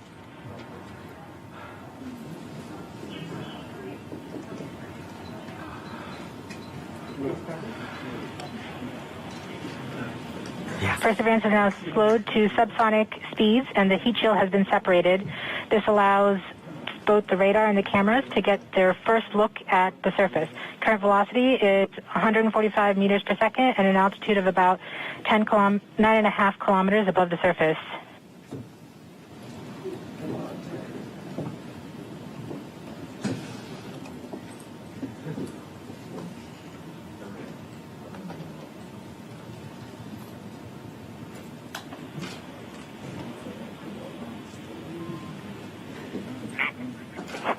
Yes.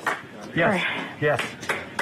Perseverance now has radar lock on the ground. Current velocity is about 100 meters per second, 6.6 kilometers of the surface of Mars.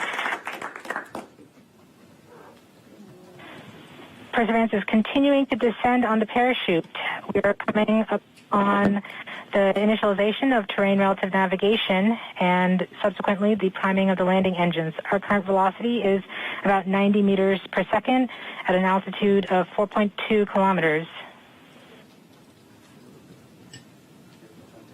Almost there.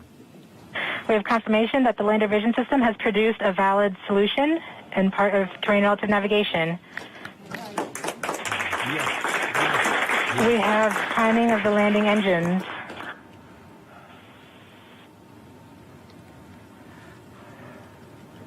Current velocity is 83 meters per second at about 2.6 kilometers from the surface of Mars. We have confirmation that the back shell has separated. We are currently performing the divert maneuver. Current velocity is about 75 meters per second at an altitude of about a kilometer off the surface of Mars. TRN Safety Bravo. We have completed our terrain relative navigation. Current speed is about 30 meters per second, altitude of about 300 meters off the surface of Mars.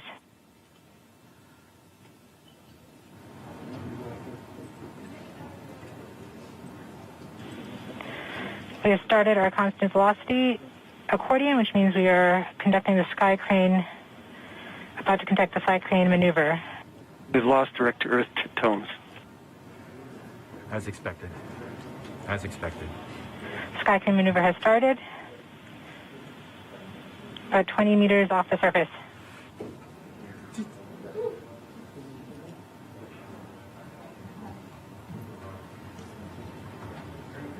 We're getting signals from MRO.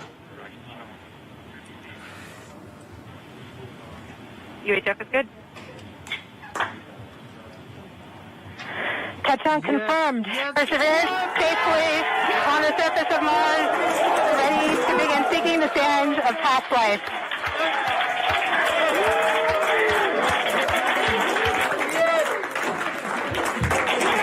At this point, the descent stage has flown away to a safe distance. Perseverance is continuing to transmit direct through Mars Reconnaissance Orbiter to Earth.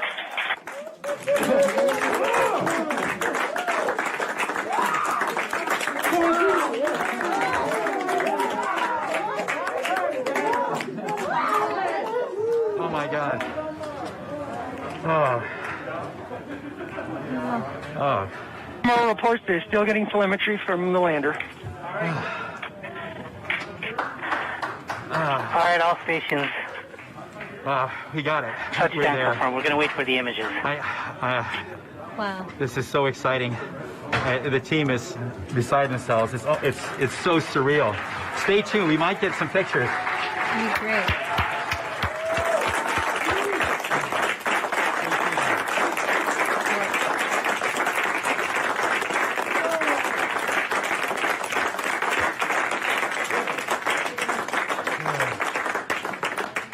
So much has been riding on this.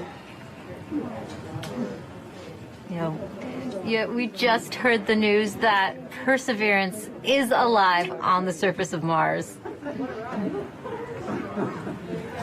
It's not Flight, we have seen the completion of EDL 3000. Copy activity. That is as expected.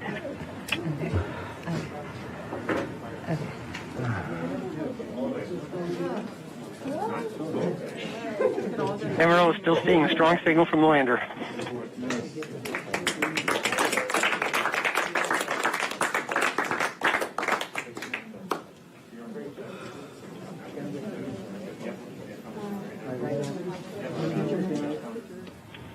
We have just heard the news that Perseverance is alive on the surface of Mars. Congratulations to the mission. And looks like we have some more news in. It looks like we're getting the first image. Here, take a look at the first image. Flight, this is OL3. I have the target point on the map when you are ready. We are ready, OL3. Go for it.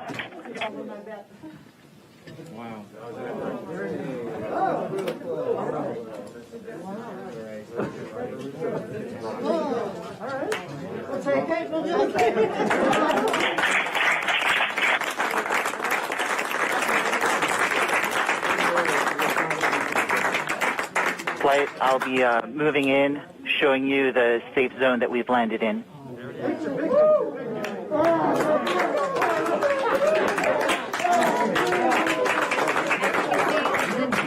Just put the first image from Perseverance on the surface of Mars. Now, it comes from the engineering cameras, known as the hazard camera. This camera is mainly used to help the rover drive safely around Mars, and we will get higher resolution photos later in the day. Look at that, right? You get the safe. Wow, look at the orange. Nice. This is amazing. Here's Andrew.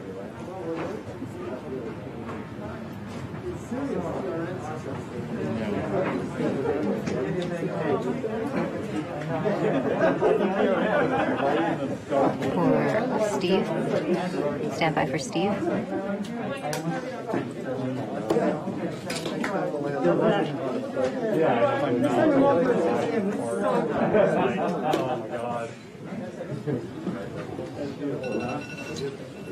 You did it. You did it. You did. You led the team. You made it happen, man. Congratulations,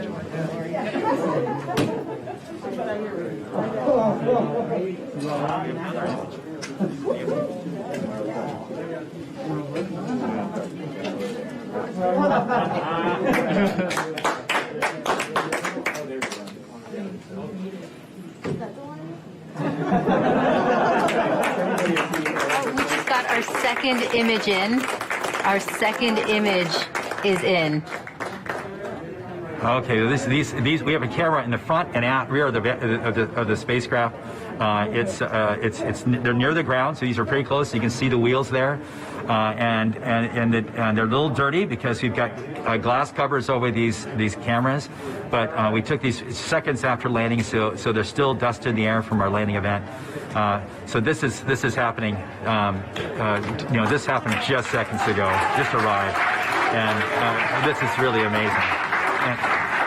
And we even know where we landed. This is the most amazing thing. The vehicle has told us where it's landed because it figured it out. This is a sign. NASA works. NASA works. And when we put our arms together and our hands together and our brains together, we can succeed. This is what NASA does. This is what we can do as a country on all of the problems we have. We need to work together to do these kinds of things and make success happen.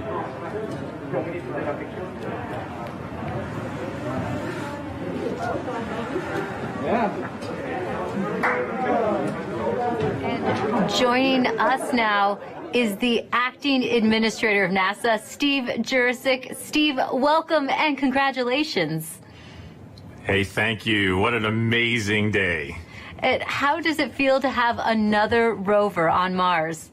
It's amazing. To have Perseverance join Curiosity on Mars, and just a credit to the team. I mean, just what an amazing team to work through all the adversity that goes and all the challenges that go with landing a rover on Mars, plus the challenges of COVID, and just an amazing accomplishment.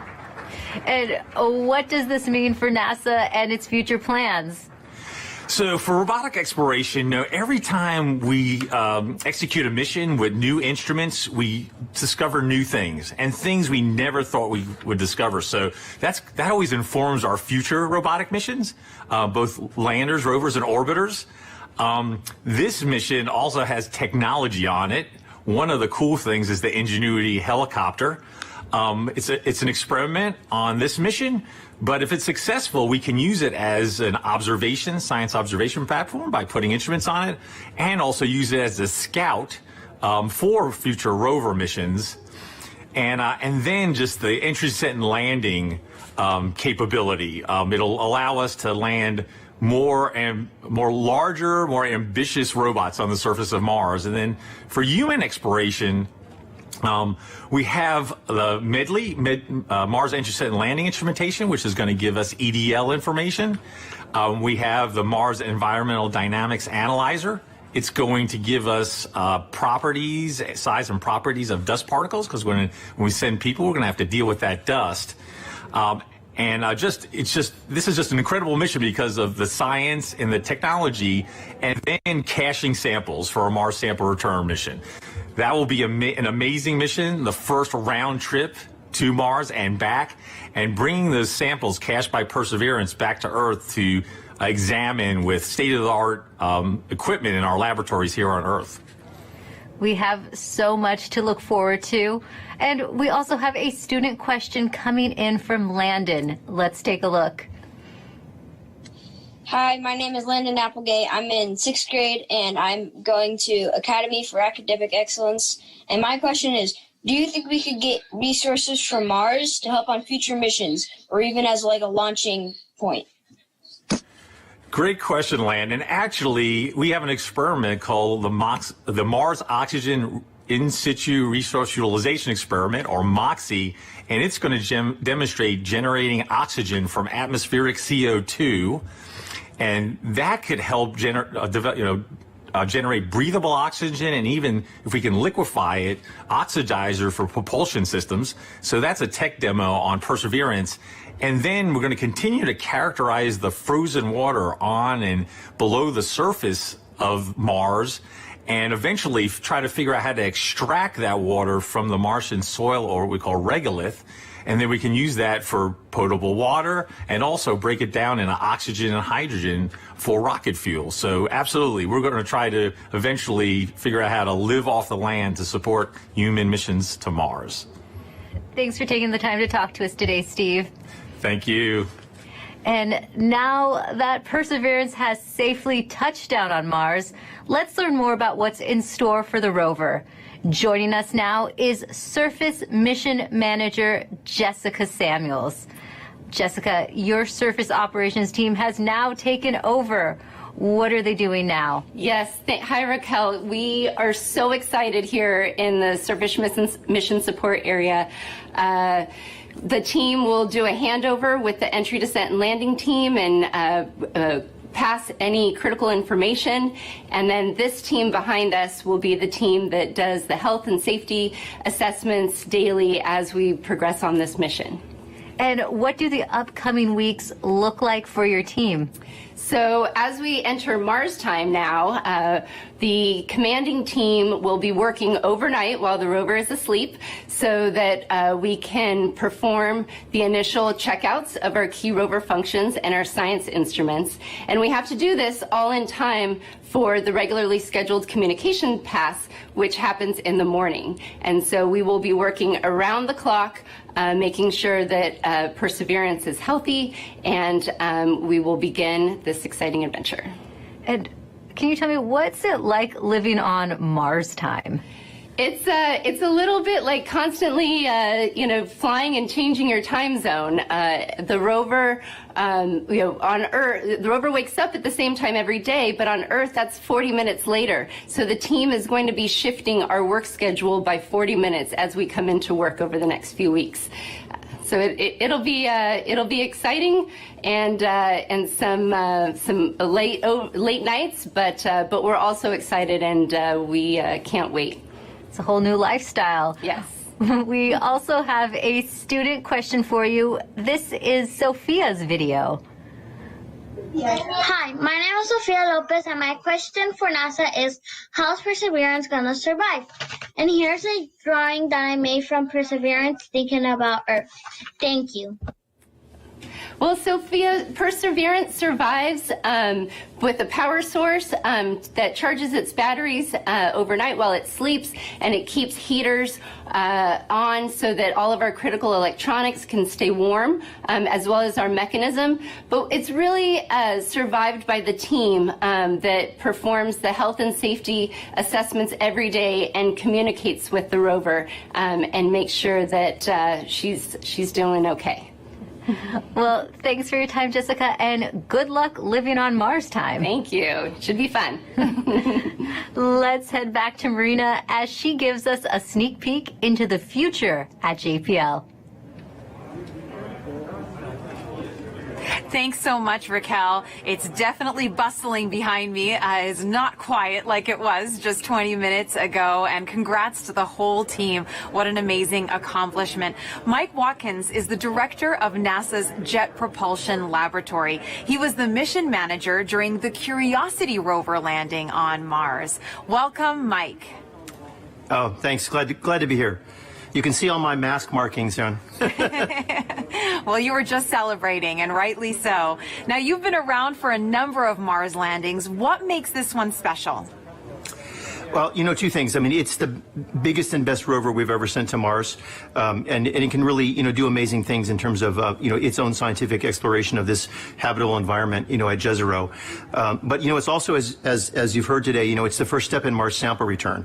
So really, it's not only doing its own mission, it's setting us up for a series of missions and to bring those samples back. And, a lot of the effort to develop the rover was specifically designed, for that sampling and caching system. It's one of the most complex robotic systems ever made. And, having it down safely means Mars sample return continues right on course, and we are moving forward. Wonderful. Now, JPL has a long history with robotic space exploration. Why do you think it's so important to continue to push those boundaries?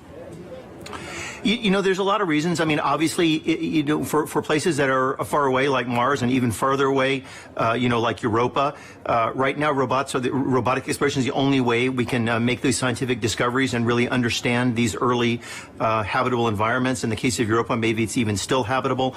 And, we're not ready to go there with astronauts yet, but the robots are ready to go there. And so we always, are forerunners and pathfinders of human exploration. And we start by sending, our eyes and arms there in the form of a robot. And it is just fantastic to be able to do that and to learn from each rover, learn from the science and the engineering and make the next one better and make more and more discoveries. And every time we do one of these missions, we make fabulous discoveries. And each one is more exciting than the last. The future does look exciting. Now, as director of JPL, what would you like to say to those teams right now celebrating? Oh, obviously they have earned it. Let me tell you. I mean, they have worked, for years and years on this mission. And then in the past year, of course, we had the COVID experience. And I want to thank not only the team, but also, all of JPL. A lot of folks had to pitch in here, in terms of making sure our remote telework, our IT systems were good enough to support folks working from home. All of the folks looking at PPE and our safe distancing and reconfiguring facilities to make them safe for the employees. It's just an incredible amount of work by the entire lab, and of course, especially by this team. And and in one sense, the 7 minutes of terror are very exciting. But on the other hand, the mission's just started, right? We built the mission, not to land, but actually to drive and get the samples and do other technology, demonstrations. And so, for much of the team, this part of the mission's over. But for most of the team, the mission's really just starting. And so, I think they're very excited. But everybody, I think, can take a deep breath and a sigh of relief now that we are safely down on the surface. Yes, that collective sigh of relief, and I hear a lot of excitement and celebration behind me as well. So thanks so much for joining me, Mike. It's my pleasure, and thanks to everyone for joining us, too. Congrats again to the Mars 2020 Perseverance team for a successful landing. Back to you, Raquel. Now, there will be a flight test coming up for the Ingenuity Mars helicopter, and if this technology experiment is successful, it would mark the first time we have taken a power-controlled flight on another planet. Sometimes you have to do something just to show that you can do it. When the Wright brothers flew for the first time, they flew an experimental aircraft. And in the same way, the Mars helicopter is designed to show that we can fly powered helicopter flight in the Martian atmosphere.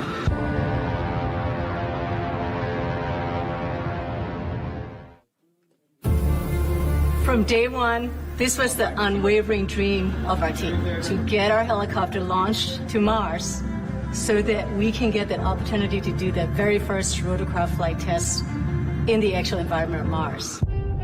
It's extremely difficult to fly at Mars because the atmosphere is so thin compared to Earth's. At Mars, it's less than 1%. So the first and foremost challenge is to make a vehicle that's light enough to be lifted. And then the second is to generate lift. The rotor system has just been very fast. 2,000, 2,200, 2,400, 2,600. We're spinning between 2,000 and 3,000 revolutions per minute, and it takes a lot of energy. So it's that balance of a very light system, yet having enough energy that's needed to, spin the rotor so fast to lift, and on top of it, having to design in the autonomy. It has to be fully autonomous from the time it takes off to the time it lands. What we do on the ground is we plan the flights, and so we determine from here where we want the helicopter to go. Our experiment window is 30 Martian days. So we have planned up to 5 flights of incremental difficulty. The very first flight, the main thing is we want to get the legs off the ground, and so we will basically go up about 3 meters, and we'll hover there, and then we'll come down again, and that will be the first, really major milestone. Most of our flights will be at the 3 to 5 meter height. We will be going horizontally again at a few meters per second, probably go out, 50, 70 meters and come back. In successive flights, we'll probably push that further, try to go further. So our priority will be to get back engineering telemetry and not so much images, but I'm sure we'll return a few, because they'll always look cool. At this point, we've tested all we can on Earth. We have mathematical models that shows how it will fly at Mars, and we've tested it in the simulated environment that we can create on Earth. It really is time now to do the real flight tests at Mars. Nothing is a given, but we have done everything we can in terms of a test program here on Earth. The vehicle is performing extremely well so far. It's been doing exactly the right thing, even right now, when it's bolted onto the Perseverance rover. So there's a very good chance that we'll pull it off, yes.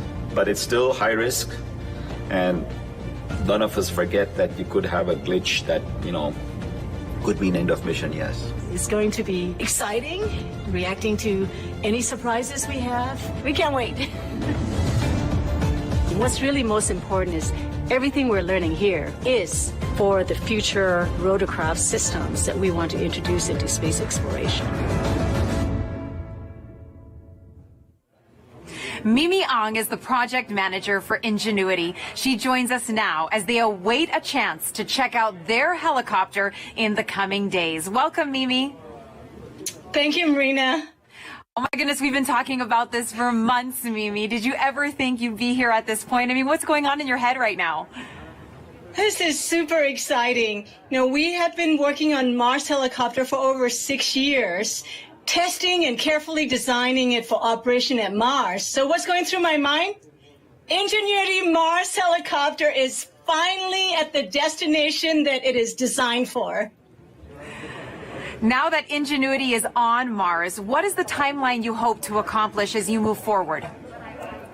We have a series of major milestones between now and Ingenuity's first flight. So tomorrow we'll turn on the helicopter and its base station to confirm health after experiencing the dynamics through the EDL just now. And the next major milestone will be when the rover deploys the helicopter to the surface. And that marks the first moment that Ingenuity operates on its own in a standalone manner. And surviving that first cold, frigid night of Mars will be a major milestone.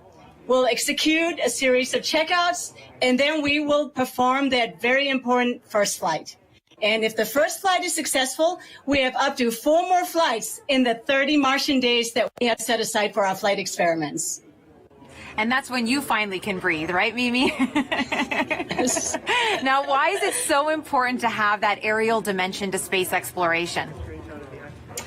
A helicopter flying far ahead of rovers and astronauts in the future can provide high-definition reconnaissance information for the rovers and the astronauts before they take the long journeys. And as importantly, being able to fly will enable us to get to places that we cannot get to with rovers and astronauts, like sites of steep cliffs, deep inside crevices, areas of high scientific interest. It will be game-changing. Game-changing is right, and we've talked about this a lot. You've mentioned the risk is huge, Mimi, but the reward is high. What will be your greatest reward? You know, our team started with the question of whether a helicopter can fly at Mars, given the extremely thin environment. And we systematically demonstrated a series of technical steps. We demonstrated lift first, and then we demonstrated lift and the first ever powered control rotorcraft flight in simulated Mars atmospheric density.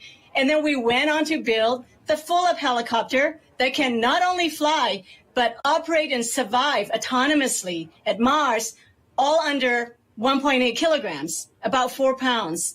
And each of these major milestones have been a first. And the success at each of these has been so rewarding. And along the way, the rewards just kept coming. And I have to tell you, at this moment, it's going up exponentially. So after all these tests, analysis, simulations, and more tests on Earth, our team now gets a chance to test, prove, and learn how it works in the actual environment of Mars. Our team can't ask for a bigger reward than that. Oh, Mimi, I'm so happy for you and your team. And now we're going to take a question from social media on Instagram for you. At Not Vibhuti asks, is the helicopter going to be doing science? Well, the helicopter Ingenuity is a technology demonstration, and we are demonstrating the ability to fly and learning how to fly for the very, very first time. And so this is a technology demonstration and a pathfinder for future larger rotorcraft, future missions that will carry much larger instruments. So on this mission, we're not doing any science. We're concentrating on engineering data. How did the vehicle perform? And as you saw Bob Belram in the video before, we will be taking a few first ever color pictures from the flying aerial vantage point, but they'll be icing on the cake. For this one, this is all about engineering data and how do we fly compared to all our tests we have done on Earth. Mimi, so much for your team and the future generations of scientists and engineers to look forward to. Thank you. Thank you so much for joining us, Mimi, and good luck to your team with that first test flight. Thank you so much. Now, we look forward to the Perseverance rover and Ingenuity helicopter beginning their journeys on Mars as their adventures are just about to start. Go Perseverance and go Ingenuity. Back to you, Raquel. Thanks, Marina. Landing on Mars is never easy, but this team has persevered, and NASA's 5th rover is on the red planet. You can still hear them buzzing in the back right now. And to get the latest updates on Perseverance as it explores Mars, follow at NASA Persevere on Facebook and Twitter. I'd like to thank everyone watching for joining us today. And to the students and teachers tuning in, we hope you learned a lot from today's landing, and thank you for all your questions. We have a news briefing coming up at 2:30 p.m. Pacific time. That briefing will wrap up the day and include reactions from Perseverance team members. We'll leave you now with some of the landing celebration photos you've shared with us, set to Youngblood's cover of David Bowie's Life on Mars. I'm Raquel Villanueva. Thanks for watching.